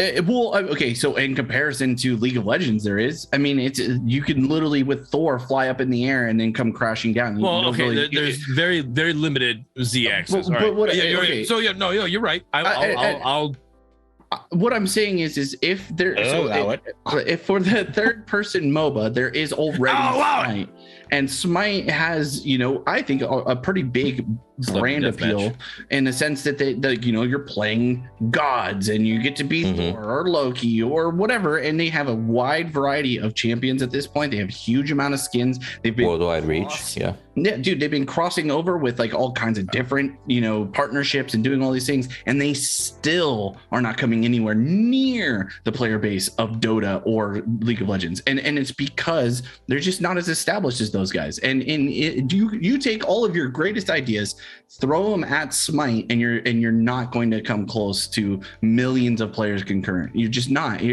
So at this point, I just don't think it's realistic to even think that far ahead. If we could get there, it's going to be 10 years from now getting there. I would agree. Not impossible, but probably not anything close. That's all I was saying. I'm more worried about the next 6 months for these games. But in particular, 100%. But you just said that's not going to happen, and I don't think it's going to happen. But if it does, it's going to be 10 years down. Don't think it's going to happen. Don't think it's going to happen is different than that's not going to happen. The percentage chance is very low. Anyways, we got less than 15 minutes to hit our 2-hour mark, and we still haven't hit the big subject. Yeah. So I was about to say, first of all, before we hit it, shout out to Leonider, because he did bring up a great point. Part of the success is optimization. Part of League of Legends success. It will literally run on the shittiest toaster ever made. And smoothly. And that is something that all of these games, specifically Fault, has to nail. Toasters, though, so I'm good. Bougie as fuck. But so I like the fact that Fault is trying to consistently improve optimization.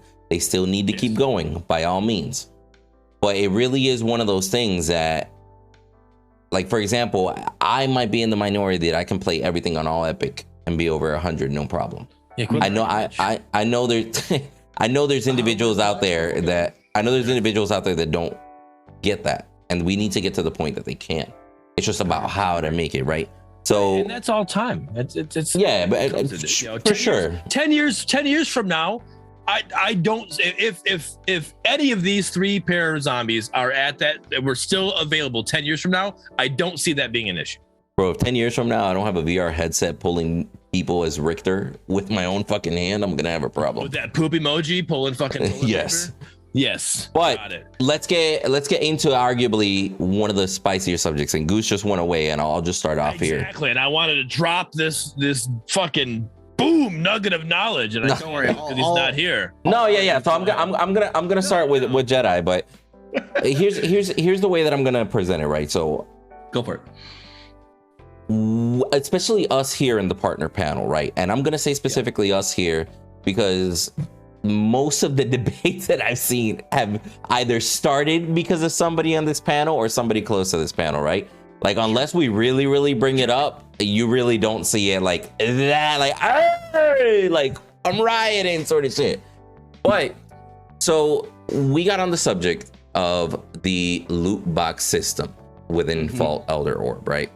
Now, we have been on a pretty good debate, and I'm pretty sure all of us at this point have gotten a chance to ask a lot of people, and we've gone out of our way to get different opinions and stuff like that, just to kind of present other points of view and such, as far as how people feel about having a loot box system in general. Goose is coming back with a cat and a drink. I love it.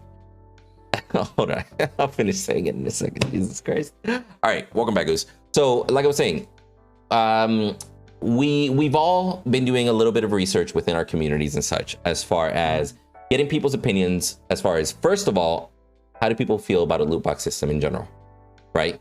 How do people feel about a loot box system within Fault specifically? We've figured out, we've also asked opinions as to how effective is this loot box system? And we've also gone down the road of, does this actually benefit the players or not? right? Like we've gone down different areas. So let's just start off with a general blanket statement, and just so people understand our points of view. Do you guys like loot box systems in general? Are we getting into this now with 10 minutes left in the fucking show? Hey man, it's better than bringing this up an hour ago and arguing about it for an hour. I can actually cut you guys off. 2 hours. I can actually cut you guys off because of a time constraint. Strategic. Right. Go long is what I'm thinking. Don't you circumcise me. Jesus Christ. So, oh my God, you're the guest. Your little blanket. Lead it, Jedi for the blanket. So I mean, I despise loot boxes. I despise them more so when you have to, or when you have the opportunity to spend real money to acquire them. If it's a loot box, but it's free, it's just a way to give free stuff, and you know whatever, you hit the slot and it goes whatever. That's less of an annoyance. I don't really care that much, but it's when you take real money gets involved, real money to be able to buy said loot box that I have a very, very extreme reaction to. I despise it. Goose?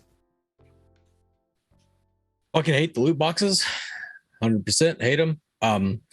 Most of my sub base very much dislikes them.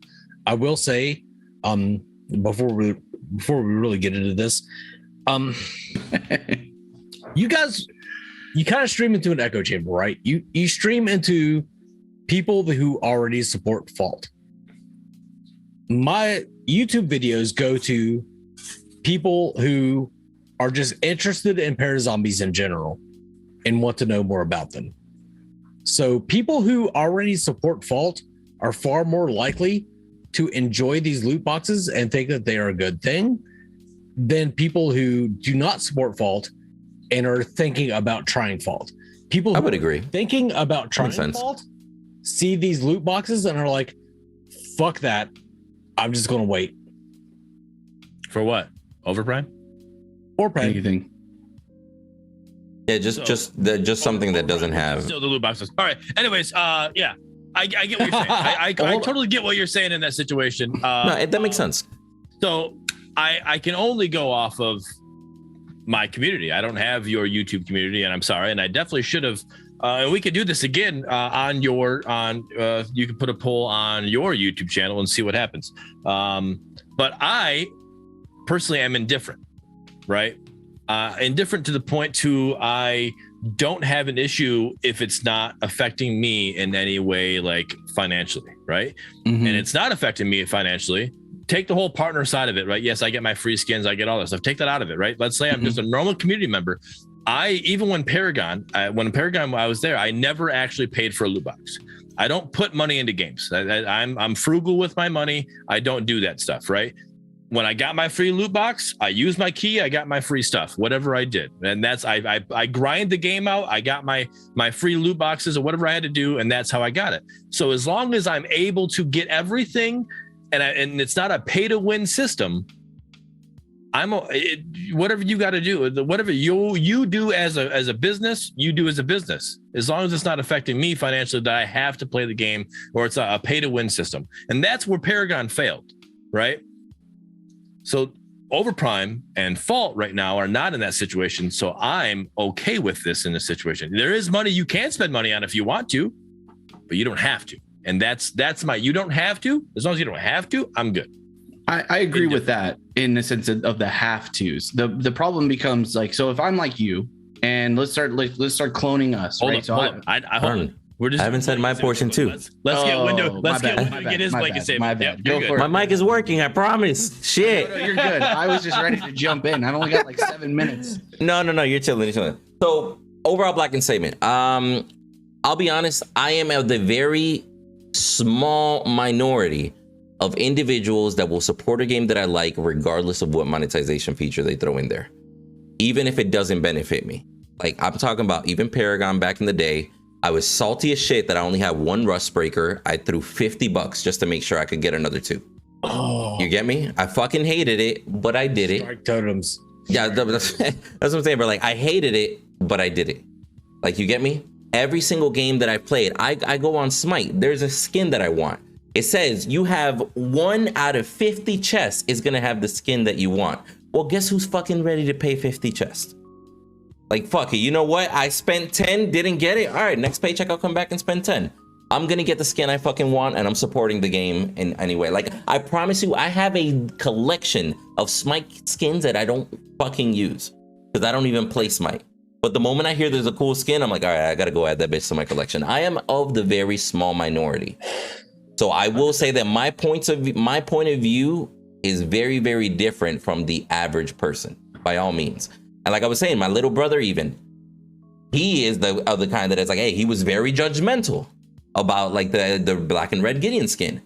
But before we even got the first match of the day, this motherfucker already bought it, and it was the first thing he planned on using. You get me? So we are very, very different. I wish I had a little brother. You got a cat, man, Goose. So, yeah. All right. So that's our blanket statements. Before Viking, I'll give you the floor right next to. But I want to give out. I did do a Twitter poll. It was 2 days and 8 hours that I was able to post it and get it ready for today's game, right? Or today's partner panel. Sure. And I posted this on the default. Again, yes, Echo Chamber. I completely understand, Mangoose, right? I posted on the Fault Facebook page, and I posted it in the Fault partner content, and I kept on every day. I was like, not every hour, but I kept reminding the Gen chat, hey, don't forget to go, comment on this poll. So we got 45 votes. All right, 45 votes. The question was loot box monetization system. What is your opinion on them? Yay, nay, or indifferent? And the options were for loot boxes, against loot boxes, or indifferent. Okay. The percentages were indifferent, led by 51.1%, meaning they got 23 votes. The against loot boxes was 37.8%, which means they got 17 votes. And the for loot boxes was 11.1%, which gave the remaining 5 votes. All right. Surprised somebody said for loot boxes. Be real with you. Yeah. 5 people said they're for it. So, so overall, you guys can be completely against him. Put you on that 17, right? Mm-hmm. The other ones, the way I look at it, in my opinion, is the indifferent and for is like that's the 28, because like we're just not. My biggest issue is, and Mangus, I haven't had a chance to talk to you about it yet, but For the Minions, I watched that For the Minions, and I watched all 3 of you just blow up about false loot boxes, and I never seen you guys. You and Jelly, right? Because I didn't know Viking at the time. You and Jelly, when we literally were playing live OverPrime when we did their closed beta test, and you first find out that they had loot boxes, you didn't blow up. You didn't have hate and disdain for it. You had dislike for it, which is understandable. I understand the dislike. If you guys don't like loot box system, you don't like loot box system. But to treat them completely different threw me off. If you have that much hate and disdain for one, you should have that much hate and disdain for the other. And that's what threw me off. And I was like, that's really what started this conversation, was watching For the Minions and seeing that reaction. I'm like, whoa, is it really that big of a deal? Like, I don't understand it. And that's why I wanted to bring it here. Big reason for that. Couple big reasons for that. Yeah, there's a few that I understand. Earlier in the show when I wasn't goddamn drunk as fuck, but hey, drunk. Drunk. This is Truth Goose. Words. Yeah. Truth juice. Yeah, there we go. Yeah. Tell us how you feel. Truth juice from the goose. I'll tell you what, man. I like it. So I took it personally from Strange Matter, right? Like, interesting. I've been trying my goddamnedest to get people to give Strange Matter another chance.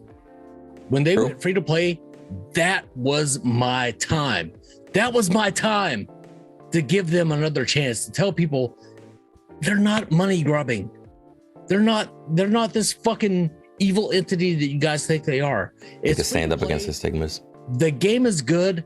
Give it a try. Give it a try. But now on top of that free to play, I'm gonna be like, oh, but they have loot boxes. Nobody fucking likes loot boxes. Fucking 5 people do. I was about to say, I'm very surprised that those 5 people actually. I really wonder if those 5 would misclick, to be real with you, because I know Twitter doesn't let you take it back. In the general gaming community, nobody likes loot boxes. Right. So when Fault announced loot boxes, I was very much taken aback, and it fucking hurt my soul, because I really, really want people to play Fault, to give Fault a chance, because I think they've done great things. And I think that it's a great game. And But to also have to tell them that they have loot boxes fucking hurt me. Like, I think I explained it best on For the Minions when I said, like, it's like when you have a friend that's usually cool. He's always cool with you. Like, he's always fucking badass. But when you take him to a friend's house and introduce him, he hits on their wife and pisses in their fridge. That's what loot boxes are. They're hitting on the wife and pissing in the fridge. Like, I really, really want to paint Strange Matter and Fault in a good light. But when they introduce loot boxes, it makes it very difficult for me. And that's why I had far more of a reaction to this than with OverPrime. Because with OverPrime, I've been telling people the entire time, like from the beginning with OverPrime, I was like, hey, they're supported by the largest mobile gaming company in South Korea. Of course, they're going to have loot boxes. They're going to have predatory monetization because it's a mobile gaming company. And it's not SMS. SMS is better than this. They are fucking better than this.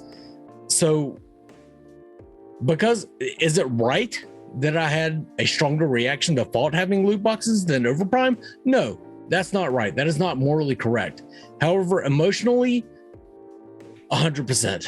Hey, what I take that is, I don't mean to cut you off, but what I take that as to me is the passion that you have for SMS, and I take that as a good thing, right? And hearing you say that makes me see that. I didn't see that in For the Minions, right? When I watch For the Minions, I'm just watching this. I'm like, dude, these guys are just blowing up right now. I'm like, what happened, right? And like I said, I'm the indifferent guy, so I'm like, I don't see the big deal. Like, you guys are screaming like there's a monster, but I don't. Like, I look at what monster? I just see a cat. I don't know what you're talking about. I think it is worth mentioning too that, and just a friendly reminder for all of us also, it doesn't mean that the system will stay. I hope they got this. Like, it doesn't mean, because when shout out to Jellies brought up the very same question, but with a specific stance on the subject, and Jamson was in there, and Jamson specifically said, like, hey, we appreciate the feedback. We've been getting a lot of feedback from what we're hearing out of people. There's definitely adjustments that we are going to make for the entire system, because we agree that now, in retrospect, looking at it all actually released, it's very different, right? So shout out to Strange Matters for actually being in Jelly's stream and like sitting there addressing, be like, hey, we understand why people got rubbed off a certain way. We understand that it might not be a weird, I can't with bearded, bro. Yeah, I'll take a rub off any way you want to. Jesus Christ.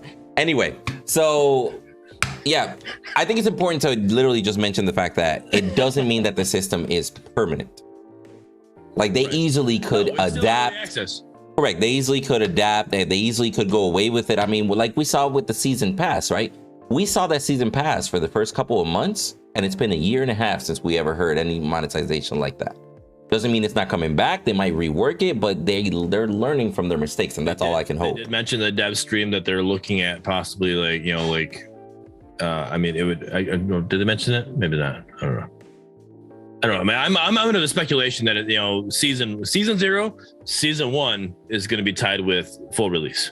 Ooh, hold on. Armadillo just put in the chat, and this is a very valid question. I know my answer.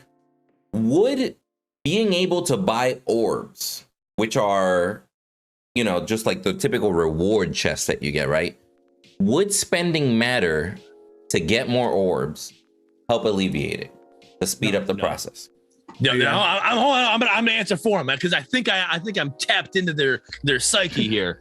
The answer is no, because the reason they can still buy it with actual money, and that's the biggest issue. 100%. Yes. So, reason number two, I found within a half an hour of searching, I found 9 different instances of people, either all 4 of them devs, saying that they would not have loot boxes.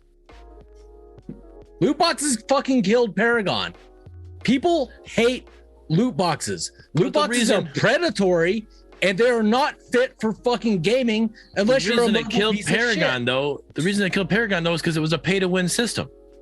You locked actual items behind the cards behind the loot boxes. I don't give a shit. It's still predatory. You still take advantage. This isn't pay to win. That's the difference. that still take advantage of the sunk cost fallacy, and you encourage people to gamble. I'm sorry, you're using words I don't understand now. I'm sorry. I'm not. Yeah, could you explain the fallacy real quick, Deuce? Even means I don't like. I would like to jump in because I think I'm speaking the similar language as Mangoose here. So please speak English. I don't understand what he's saying. the sunk cost fallacy, at least from my perspective, and Mangoose can correct me if I'm wrong, but the part of it is that you have the opportunity to spend real money on assets that you can't take outside of the game. They're inside the game only, right? It's not like if you go to a casino, you throw in $1, you pull on the lever, you have a chance of winning 100 or whatever, right? It's literally, it stays in this game. It doesn't go anywhere else. You can't gain any other value from it. You can look at other loot box systems that have the opportunity. So like you can look at CSGO, for example. They have loot boxes. You buy a loot box, you get a cool skin. You don't maybe like that skin. You can sell it for thousands of dollars on Steam and make money. So is it good? No, I still fucking hate it. I think it's predatory because you're basically taking advantage of people's gambling instincts. And I said this, I think, on Jelly Stream. There's typically two people who buy loot boxes or spend money to gain things. There's people who are what we consider like whales or krakens or dolphins or whatever you want to call them nowadays, the Windus, where they have disposable income. They don't really care. They just want to get. I'm a sea lion. Yeah, they just want to get what they want to get, and they have the ability to, hopefully Windu's doing it responsibly, right? They have the disposable income. It's not going to hurt them or any way. Then you have the opposite. You either have kids who don't understand how to use money, right? And they just see the cool thing, or they've watched their favorite streamers or whatever doing these gambling streams or doing these card pulls or doing whatever, and they want to be part of the fun. And so they go get their mom and dad's credit card or do whatever, and they start putting in money that they don't have to buy this stuff. It's predatory. They want to pull on it, and they make it predatory. It's got a really cool graphic, and it opens up and explodes. And oh man, look how exciting this thing is that you don't actually tangibly be able to hold. So for that, I take extreme issue with it. And I'm not as emotional. Hold on, real quick, before we go on to the second one, I agree with you. Just a quick little tidbit. I agree with you. Children are a big concern when it comes to loot boxes. Arguably my biggest concern. Yeah. But we did also establish that children are not playing MOBAs. So that I just want to throw that. I just want to connect those 2 points as you continue. Well, some kids are playing, they're just not playing this MOBA. But the thing is so for me, this leads to my second point. That's exactly true. Is that when I look at this from a business perspective, right? So for me, I understand that they need to have some kind of monetization. I know that they need to make money to be able to move forward. So while I'm a lot like Bearded, I'm not going to buy a fucking loot box. They are going to get, sorry, SMS, you're learning this right now, but I'm not going to put any money into your game. I am not your target audience. So if I'm not your target audience, Beard is not your target audience, there's probably thousands, if not millions of people like me and Bearded who are not going to engage with your monetization scheme. So you need to find a monetization scheme that is not going to be predatory, because that's going to offset people. Like, so to be honest, I've spent hundreds of dollars on skins in League of Legends, not through loot boxes. I just bought the fucking skin that I thought was cool because I played the game every once in a while and it's free to play. And I like supporting communities or games that I think are neat. Like, I have no problem supporting a game. I want to see this game succeed. So why my emotional reaction was so high was because I didn't expect them to do it. I thought that they were going to do this their own way, because the thing that I felt about SMS is that they've been kind of carving their own path to success. They've been trying to do things their own way without taking anything in from outside, and they're just going to make, and then they go to fucking loot boxes. And I just, again, if it was like a system for them to use a way to get people to spend their matter, or to, encourage, new players to come in and do their dailies and get people constantly playing the game, and you get a loot box instead of getting matter or getting something else, that's fine. I don't give a shit about that. It's when you put a dollar sign on it. If you want people, make good skins, people will fucking buy them. Make them interesting and unique and cool, people will buy them. There's a reason why League of Legends makes billions of dollars a year, and it's because their skins look fucking amazing. True, and I do want to point out, anybody that is unaware of how you can obtain items in Fall, there are currently 3 different ways. There are premium loot boxes that you can pay for with higher chances. There are items. Items are all free. Yeah. Well, okay, sorry. Yeah. Thank you. Cosmetics. Yeah. Better. So cosmetics. There's 3 ways that you can earn cosmetics. Premium loot boxes that you can pay for with real money. There are free loot boxes that you earn through rewards in the game. And then there is an option to buy the skins directly. So there are currently 3 ways to attain the skins, just in case somebody's listening and they only think they have loot boxes or something. Like, you still can earn for free. And I believe somebody in Jelly Stream actually did the math. It would take at least Street Soldier, shout out. It would actually take, correct me if I'm wrong, it was about 120 days of game time to unlock the entire store for free. I don't know how much equivalent. I can't. As it is right now, at least. As it is right now, right? And I don't know how many hours that equates to. When we go but full release, hopefully we have more heroes. Hopefully we got more skins. Hopefully we got more awards. Hopefully we got a whole bunch more cosmetics, right? And then it's going to take even longer. But that's the point of the game, is to grind, right? If you literally play a game for 3 days and you've got everything unlocked, it's, you've got more. You want more to grind for. That's the whole point of a mastery system. You want to grind with it. And Street says, so I don't understand. He agreed with what you're saying. You can get everything unlocked with 120 days, not having to do with just using the loot box system for the free side of it, not actually paying for it. And he mentioned it's 120-ish days, not including weekly challenges, not including your level up challenge, their level up rewards, and master rewards. This argument does nothing for me, to be honest. No, like, I don't give a shit that you can earn them for free. Like, that to me actually hurts the whole premise of having the monetization scheme in the first place. I don't disagree. It is counterintuitive that you can earn it for free. Why would you? And there are loot boxes. Like, I love the fact that you can earn it for free. I prefer that. Sure. But I do think from a business standpoint and as a salesman, it really does almost like it shoots the loot boxes in the leg when you tell people you can earn shit for free too. Like, like loot boxes are much more valuable if you can only get it from a loot box. Does that make sense? That's why Smite does so well with some of those skins. It's like, hey, this skin that you like, you can only get it from this box. So you have to buy the box. You feel me? Yeah. Perception is key. Perception is key. People fucking hate loot boxes. Like, you guys, like I said, you're streaming to an echo chamber of people who enjoy Fault. So they're going to enjoy anything that Fault does.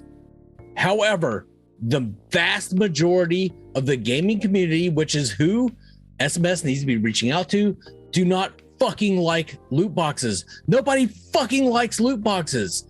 And it makes it extremely hard to let people know that Fault is a great game when they implement goddamn loot box. I don't think everybody hates it to the amount that you guys hate it. That's what I'm saying. I think people are indifferent on it. I think people are like, okay, like, yes, this is your monetization. You're saying like they don't like it, they just won't participate in it, but it's not that they hate it. I don't think that as long as you have a way to get everything free, I don't think people are as the anti-train that you guys are chewing here. You guys are fucking pulling down. I don't think everybody's on that big train with you. I think you have people with you, but I don't think it's as much as you think it is. I think people are more on the indifferent side of it, and they're like, all right, that's what you're doing. It is what it is. The pair refugees, yes, they hate it, but they hate it because it was pay to win. No. That was the biggest thing they hated about it. It was pay to win. That was the biggest thing. If that was true, there wouldn't literally be governments governing around loot boxes as a whole. If that was true, if there wasn't this, if me and Mangoose were somehow the only people who were this upset about it, then there wouldn't literally be legislation about it and it being banned in countries where they do not allow loot boxes in any way, shape, or form. Yeah, I mean, we're not disagreeing that there's issues with it, and we're not. But he was saying that he thinks that we are of a vocal minority, and maybe there's some truth in that. Maybe I'm more loud than anyone else is as far as expressing my anger for it. But I'm also coming from a place of where, again, I'm trying to look at this as if I'm trying to encourage Strange Matter to do better, to be able to reach to a success level. And these, again, we talked about this earlier, are roadblocks to that success. If anything is discouraging a person from wanting to download and stay playing in your game at all, then it shouldn't be in your game right now, because this is the time is ticking. I don't think that they have infinite time to be able to figure it out and make it work at some point. I agree. It's a time sensitive matter, and it's got to be very key, impactful decisions for sure. I do want to address, because I had Street, I think, say something to me in there, and I want to just talk about it really quickly. if you are earning loot boxes or earning matter or earning any kind of free currency and then you're then unlocking it, I don't have a problem with any of that. I think you took my statement wrong. I think that's fine. Having an option for people to earn things for free in your game to keep, but you're gaining time, that's fine. There's nothing wrong with that. But it's for me, it becomes when you're using the gambling mechanics to monetize. So you're spending money to be able to expedite that process. So you're either spending real money to buy directly what you want, or you're buying it for cheaper, but this loot box thing that you have a chance of getting XYZ things. Let me ask a question. Yeah. So I just want to clarify that for sure.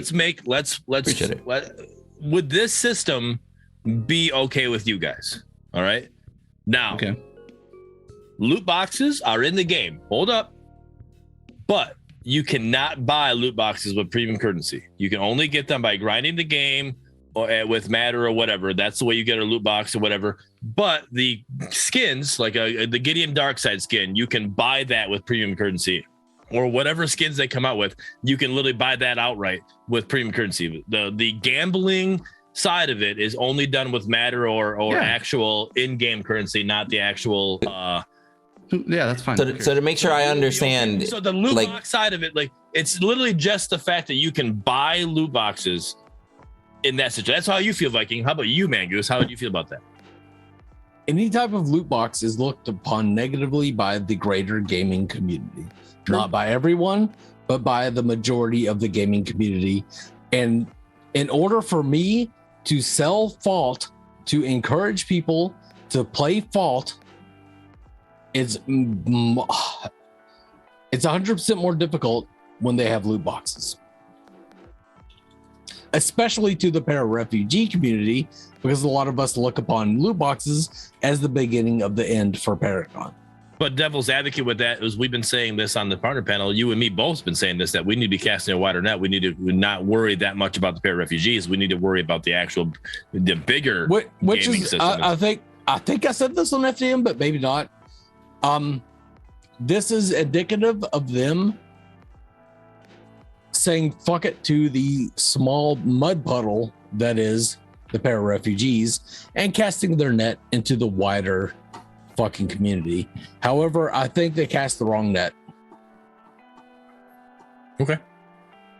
No, and I like what Armadillo said in chat. Armadillo being one of the devs, he literally said, I'm here collecting feedback. So all of this is great information for them. Now, what they do with it is their own decision. It is obviously their game. They're the developers. They get to do what they want, but that's what I love about this show exactly, is the community gets to come here. The devs aren't just listening to us. The devs are listening to everybody. They're reading everything in chat. They're reading everything. And if you literally can leave a comment down below in the YouTube, chat, because they're going to read those as well. If you're listening to it on a podcast, if you're able to leave a comment there as well, they're going to read those as well. So please, if you want this game to change in any certain way, voice your opinion, and this is a great platform to do that. But bear in mind that people that watch this are people that already play Fault. We don't want people that already play Fault. We want people that do not play Fault already and to become fans and get them in there. I slightly disagree, because I think those people who play Fault need to be, or people who are fans, and even if we're quote unquote in an echo chamber, actually, I'm happy to speak to those echoes, because right now you guys need to be out and about and promoting this game, but not just because from a perspective of that SMS is doing no wrong, or that loot boxes are fine, or whatever. Like, what you need to be doing is easing the concerns of a bigger community outside of yourselves. That's the part to me that is the most important. You need to stop looking at this as like, what can the game do for me? What do I care? I don't care about loot boxes because it doesn't affect me. Well, okay, so then it doesn't affect you, and then the game dies in 6 months, and then now what you're going to play Predecessor, you're going to play OverPrime and hope that those also manage to navigate these churny waters. Okay, good for you. Or you can give a shit. You can voice it. You can be out there. You can actually be, positive in the community. You can make sure that the devs are aware of what you like and don't like, and not just stand idly by. I think personally, if you are somebody who just doesn't care, you're actually causing more problems than if you actually gave a fuck, because you're just idly watching something die rather than getting it involved and getting help. So if you're in this echo chamber and just standing idly by, do something better. Be an active voice. Don't be afraid to speak up. Discord. for sure. Get into all in the Discord. I see what you did there. Now, and this is actually going to counter that, and I'm sorry, I don't mean to do that, but because of that, like, and this is a conversation you, me, and Jelly had. Like, there's certain things that, like, if it's not that I'm trying to be the neutral, thing, it's just I don't feel that passionately about it, and I'm that more indifferent that I don't have an issue with it, that I'm not just going to sit here and fight that fight with you guys, right? I'm okay with if that's what you want. If you want to come on my stream and voice your opinion and tell my stream, hey, you invited me here, right? No, not this situation. I'm talking about, like, literally. Let's say Mondays and Tuesdays when I'm game. If you want to come game with me and you want to talk to my community and tell them how you feel about loot boxes, come tell my community how you feel about loot boxes. I'm okay with it, but I'm not going to sit there and be like, I completely agree with them, guys. Literally, we need to get behind this. I'm not that indifferent. I'm not going to fight that fight. Right. No, I feel you. I appreciate that's that. where it comes from. Like, it's not that if you guys want to fight it, go ahead and fight it. But there's certain things that, like, are literally happening in this world right now that I just, like, it's not my fight. It just hurts me so much because I've been trying so hard to get people to play Fault. And then this is something that will drive people away from Fault. I know you guys don't see that, but 100% this will drive people away from Fault. And that hurts me because I really want I would love to ask a question. It's Fault. I agree with Goose. Ask a question. I agree with Goose. I have a question more towards the solution that you provided earlier, because of course we try to provide constructive criticism and fixes, right? Sure. Earlier, Bearded, you mentioned being able to use matter exclusively for the rerolling of loot. And then you mentioned, I believe you said premium skins you could be able to buy directly. Yeah. So if you actually all the skins, a skin of a ward, a skin of whatever, the only way you can get that skin is either buying it outright or re-rolling the loot box. Re-rolling for free. But a loot box is not paid with currency. Like actual me putting my debit card in and getting a loot box, you getting it with me. You have to. So, all right, let's say I have 10,000 matter. All right, with 10,000 matter, I can get, 3 loot boxes. All right, I get my 3 loot boxes. I don't get what I got. All right, I don't get what I want. Right, I got what I got. That's not what I wanted. All right, now I got to grind the game more and get more matter, or I have to use my debit card and just buy that skin outright. Those are my 2 ways of getting that skin. I would be more okay with that as a solution than the current version of it. But you would be. I'm anti loot boxes. Well, only so that's the I'm also looking at this like I don't like loot boxes as a whole, but I would be more okay with that because this is the truth of it. SMS has already spent the time and energy to create them. Like it'd be redundant to fully remove it. Yeah, they're not going to have to find a way to make it work. At least I would be really surprised if they completely abandoned it. I would be a fan of it. I don't know if it's necessarily going to benefit them as far as making money and keeping the game going. So I'm trying really hard to navigate both of those sides of things. Like, this is the other try to find a solution. Yeah, I know that they need to make money. Like, I'm not dumb. Anybody who's watching this knows that they need to make money. They have to. That's how these games operate. They're free to play now. There's nothing else preventing people from just playing the game and not spending any money. But they need to incentivize people to play money or pay money. My way of making or incentivizing people is to appeal in the sense, okay, do you know who did it really well? And they continue to do it really well? Fucking Fortnite. Fortnite crushed it. To me, they changed the game as far as monetization goes. Do you know why? Because they made interesting skins, they made it fun, they made it engaging. They did a battle pass system, and everybody tried to emulate the battle pass, but nobody captured the same battle pass system that Fortnite did. You could have a system where you started with one base skin, and playing through the battle pass, you ended up with a whole different it leveled skin. Yeah, and it showed you got a tier 1, and by the end of it, you got a tier 4. Yeah, and it was cool. It was engaging, and it felt fun, and you wanted to log in and play the damn game. What I don't like about Fortnite's monetization system is the actual store and how like, hey, this is the store for this week, and next week, disagree. You can't get. It makes you can money, disagree with I did, and I'll tell you why. Money. It does make money, but what I like about Fault is, guess what? I get to get everything they have in the store just by playing the game. Nothing's just gonna disappear next week.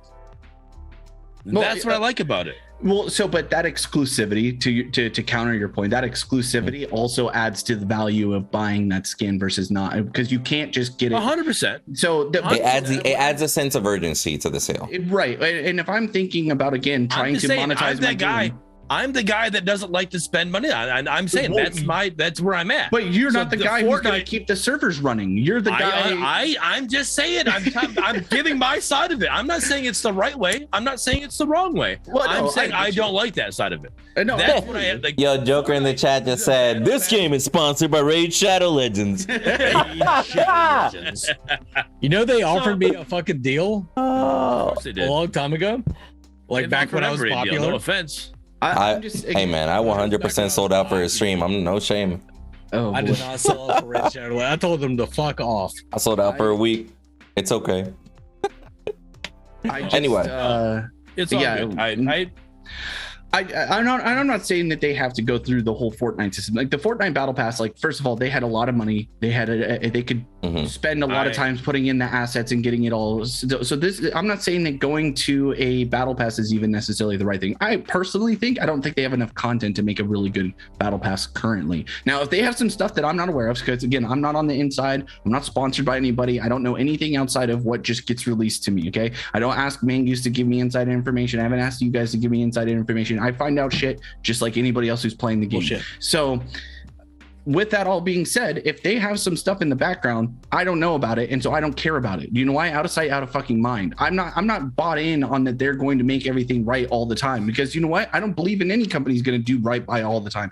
What I want to see is what's right in front of me, and right now what's right in front of me is a monetization system that I think is predatory in nature and does not gain my buy-in. I've only really even wanted to support the game because of shows like this, because I believe in being able to have an opportunity to voice your change and ask for change and be part of the solution rather than just disengaging from it entirely. So I would love for them to find a better way to use their system that they already created, because I really don't think they're going to just get rid of loot boxes altogether.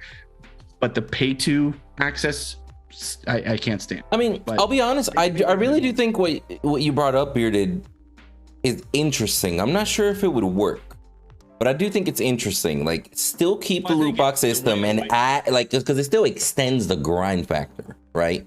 Like that grind factor is still there, and it adds to it. Yeah. But what's gonna happen? Earning the money is more direct. But what you're gonna have to do is, like, let's say, like, I don't know the prices. I do have every skin, right? So I don't know the prices. So let's just say that the dark side skin is $20. Right? I don't know what it is. I believe it is $20. I could be wrong. So let's say it's $20, right? But that's with the loot box system, where they can gain money that way as well, right? But if we take the money out of the loot box system, you can't gain money with that. Now that dark side skin is going to be $25, $30, you know, because they have to compensate somewhere with that money, and now it's going to cost you more just to buy it outright. Now, is that going to work? People are not going to buy it because, oh, that's too rich for my wallet, or in that situation, I don't know. But before we go down that road, continuing with that conversation, I do want to go back to the Battle Pass situation. What I do like is what Fault did. Instead of doing a Battle Pass, I liked what they did with the Season Pass, right? Season Pass, you're still, right. But it's different, though, because I'm a working man, right? Sure. I literally can't grind this game to 100 little spots of a Battle Pass. Like, I bought one Fortnite Battle Pass, and I found out I couldn't make it all the way. I'm like, I don't have the time to grind and get that situation. So I like the Season Pass. A Season Pass, I get everything that's in that Season Pass, and it comes out during a certain time. I loved it. All right, sweet. I got all my characters. I got all my skins that came with it, whatever. And they can add more to it. They can add banners and stuff like that. Hey, you got this. We're gonna, give you a banner on this week of the Season Pass. Whatever it is, you get more, and you can add to it and make the Season Pass even more money. That's fine. I will buy a Season Pass. That's the way I will support the game. But Battle Pass is just for people who actually work or have to go to school or whatever. It's just too hard to grind. Well, so I mean, that I think proves more my point than before, because right now they have a monetization system that you're not going to engage in at all. But if they had one that was more appealing to you, well, I think they're going to do both. That's my point. I think they're good. And when they, so you're right. I'm not going to buy a loot box, but if they do, again, speculation, I don't know. But when full release comes and Season 1 Pass drops, I'm buying. Sure. And And what I season mean 2 pass drops, I'm buying it. But I Yeah. have not, that whole time, I've never bought a loot box. And I'm not going to buy a loot box. Exactly. And I think that's why I make the argument that I make, that there's other avenues to be able to do it that's not necessarily predatory in nature. Like, yes, the season pass is probably a more consumer friendly battle pass, right? Battle pass is one and season pass is another, but it's the relative same system. So I just feel like if we take Bearded, who's not, part of, Fault and isn't partnered and doesn't get everything for free and all that stuff, but your same version of you, just a regular casual guy, you're not engaging with one system, but you will engage with another. Well, now that $10 to $15 for the battle pass or season pass or whatever you got now, if you're Strange Matter Studios, whereas before they were just grinding your free game for as long as they could get free stuff. So I think that's what they really need to be looking at. And again, I don't think they're going to get rid of the orbs or whatever entirely. If they make it as that's how they give away free stuff, fine. Like, do I like it? It's no, but I think to Mangus's point, I can at least explain that to a person easier. I could be like, hey, yeah, if you want to just grind stuff for free, they have these, orbs that you get, and you get fragments, and it unlocks some of the cool cosmetics that are in the game, and if you just want to buy it straight up, you can go to the store and just buy the skin that you want. That I have a way easier time explaining to somebody who maybe is concerned about loot boxes. I feel like I can overcome that objection, and you know what I mean, if I'm a salesman, which I'm not for this game, but I could overcome that, and I think they could overcome that. He almost threw me off. He's like, which I'm not. I was like, I thought you just said you were. What the fuck? Not for this. I'm not sponsored. I threw have me no off connection whatsoever. No shit. I You know what I'm saying? I get that though, and I will say kudos. Excuse me. Kudos for trying to find an alternative solution without getting rid of the hard work. I'm just going to throw that out there because it is worth mentioning that they did put hard work into making these animations and shit like that. So it's definitely appreciated. What are you pointing at? Arma, I do. Yes. So I was going to bring it up to you, let you answer. No, it's a great question, and this is the thing. I fucking hate League of Legends system. I again disagree entirely with loot boxes. I don't like it. Now, League of Legends, unfortunately, in comparison to you guys as SMS, are League of Legends. They're literally the number one MOBA on the fucking planet. You cannot compare the two business models. You don't have their millions of players logging into play every day. Do I like it? No. Do I still think it's predatory? Abso-fucking-lutely. Do they get my money? No, they don't. I buy what I want directly, and not even that often. Like when I first started playing, I bought more, but I hate it. I think that there's shit. I hate their season passes. I hate their loot box system. I hate all of that stuff. But they're fucking League of Legends. You can make the same. That's a good point. Yeah, that's a good point. Electronic Art, right? You're not going to be able to go up to them. They have also predatory systems with their card packs in their FIFA and everything, yeah. And it barely changes fucking graphic settings. The only thing that's changing is the names on the roster. Or yeah, exactly. For Madden or NBA, any of those games, they're all predatory and garbage. Every mobile game is predatory and garbage. When you start, but you are not them. You're not SMS is not EA. SMS is not fucking Riot Games. You are SMS. You do not have the same wiggle room with millions of people accessing your game. That's a great point. Their monetization scheme. It just isn't going to work. That's a great point because a lot and it is very important to mention those bigger companies arguably can get away with that shit because people won't drop them. Yeah. Like at that point, it's just literally highway robbery and there's no cops around to stop them. But that's a very valid point. And I don't know. I wasn't playing League of Legends or other MOBAs 10 years ago, right? I'm very curious as to what type of monetizations they started with, right? Because I highly doubt. I was about to say, because I highly doubt it's the same system that they have right now, because one of the reasons why the system that they have right now works very well is because the large quantity of content that they've accumulated over time. That's why it works so well, right? Yeah, so they have the wiggle room to basically they literally are making Netflix fucking shows. Let's be honest here. That's bougie money for sure. Anything that Riot touches and puts out, like they're talking about making a MOBA, or I'm sorry, not a MOBA, a World of Warcraft challenger. They're thinking about doing they've done RPGs now. They've done puzzles. They're doing fighting games. They did competitive shooters, card games. They are literally challenging the established first-person shooter strategy game in CSGO with Valorant. Valorant is massive now. CSGO is still bigger. Don't get me wrong, CSGO is still bigger, but Valorant is making headway. They are pushing into that market space. Nobody else was even trying to combat CSGO, not even coming close. And Riot, being that they have that IP, can do so. Triggy Sky, I have under 60 games total in Fault. That's Trigger. Sorry. D-Trigger. I do have under 60 games. What would make me want to play the game more? First of all, I like playing games with my friends. So if I can't get anybody to play Fault, I'm not playing Fault. I will play almost anything else that I'll be your friend, and I'll play Fault. Yeah, there you go.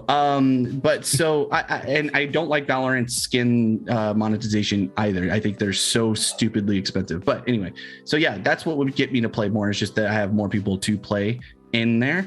I've had the game since it first came out. I have the little icon for the beta season 0 pass. Yep. Yeah, I have it. I was there. I've been here since the very beginning of Fall, or at least it's been sitting in my library. I stopped playing it because it was boring. I didn't enjoy playing. A big reason, I talk about this on FTM, I had a buddy who we tried to get. We encouraged him to spend the money, had him buy Fault, and we're literally trying to teach him how to play the game, and he's getting shit on by the community.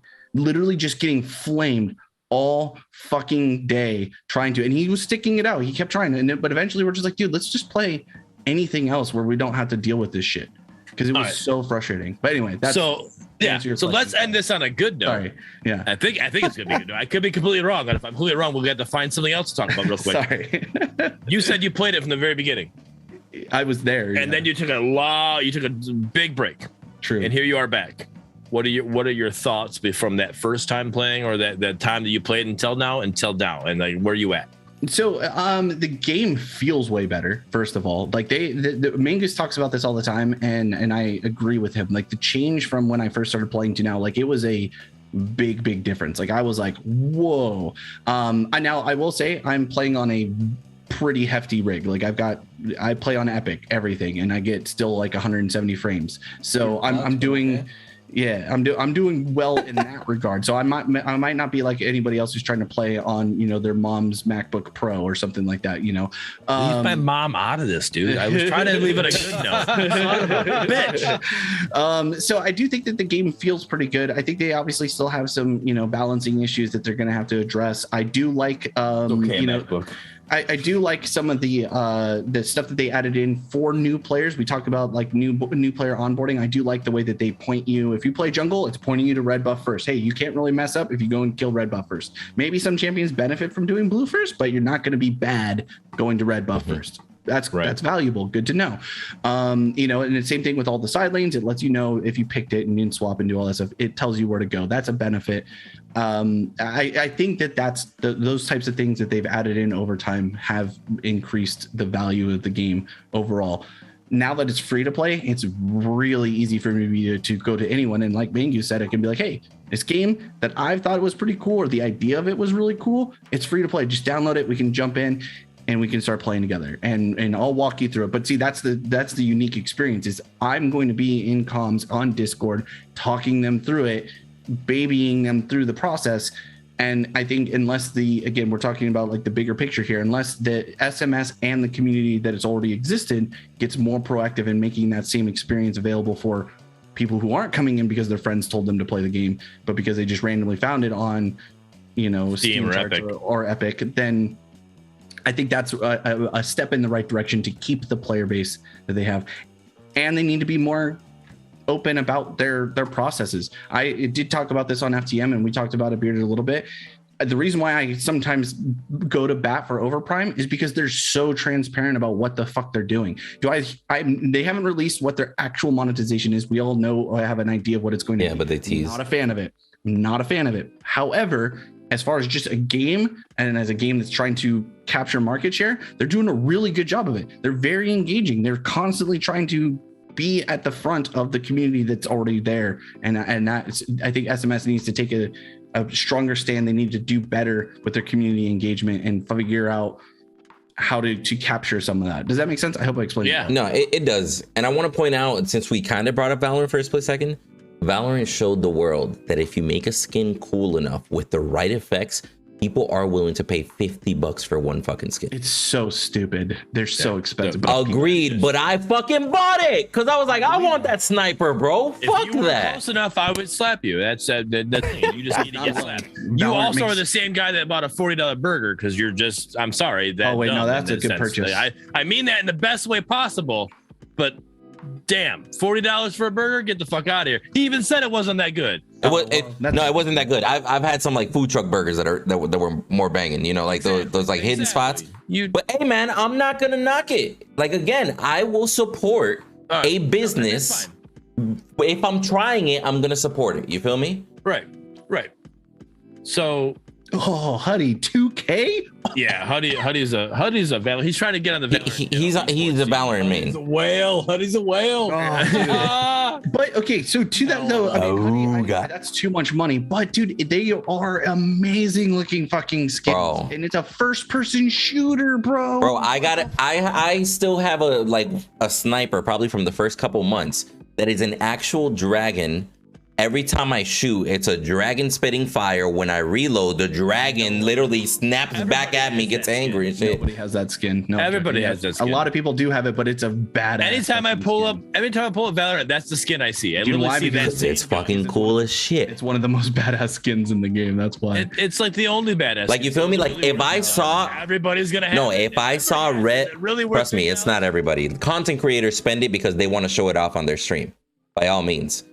But I'm telling you, like, it's not a comment. Anyway, if Red Astro Gideon had those red abilities, if his rocks came out red, and imagine it was, you know, like you said, like, what was red? Anger, whatever. Like, imagine they changed the actual rage. Imagine they changed the actual projectile that came out of that Red Astro Gideon skin. Like, that would be dope as fuck. You feel me?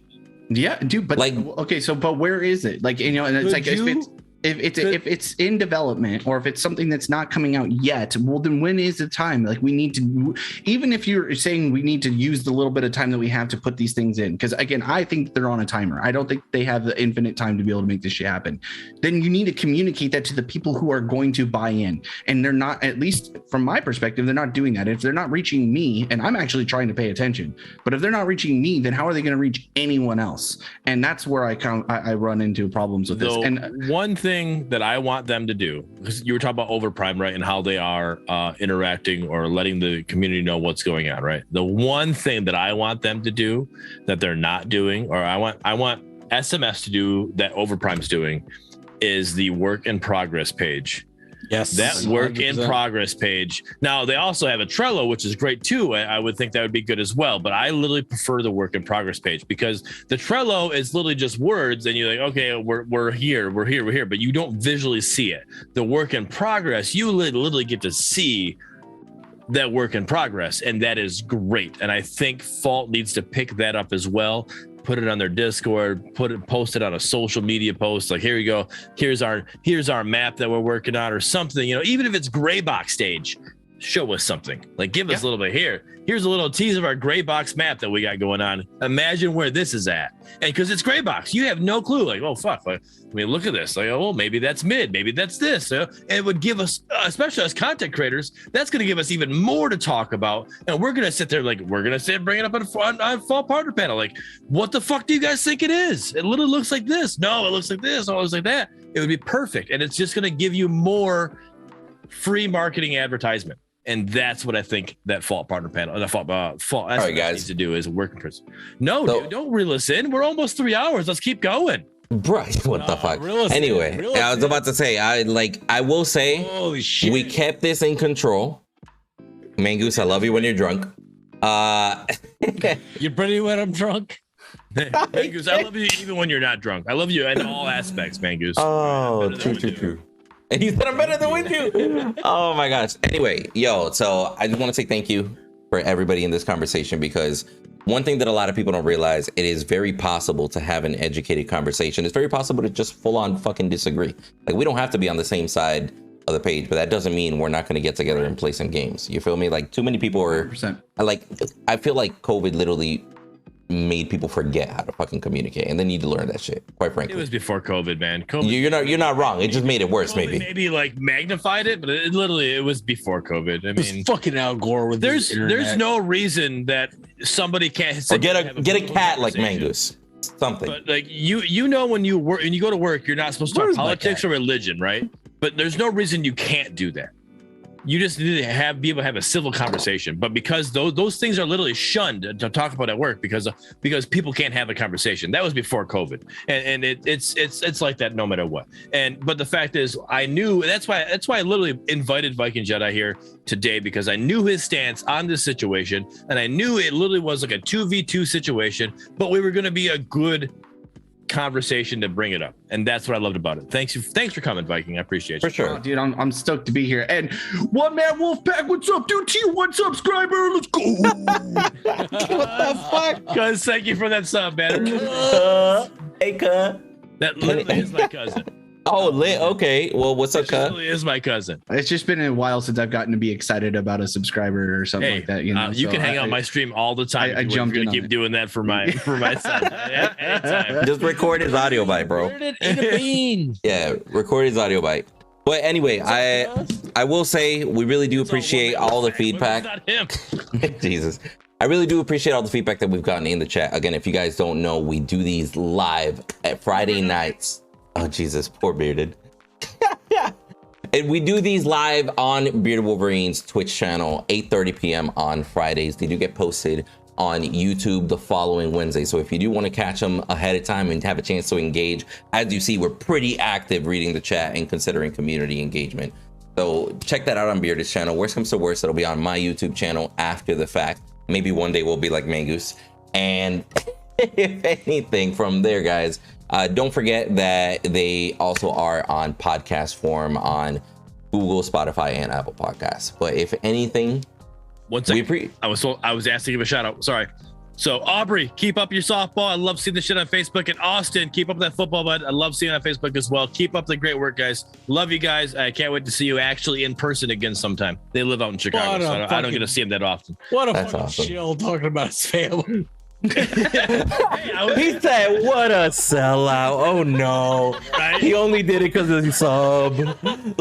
So I do also got to say, Oh, shit. I love every one of you for the support. Literally, seeing everybody in chat here and keeping that conversation going. Even if we're not able to literally read every single one of you, you guys are conversating with each other, and it's the same thing. Even the YouTube comments, I love me and Windu go in there. We have a comment back and forth with you guys. So the support is great with you guys. Keep it up, and can't wait to go for the next week and see what we got going on. So again, with Armadillo, we need another patch coming soon so we can talk about it. Which, by the way, we didn't even talk about the patch. We didn't.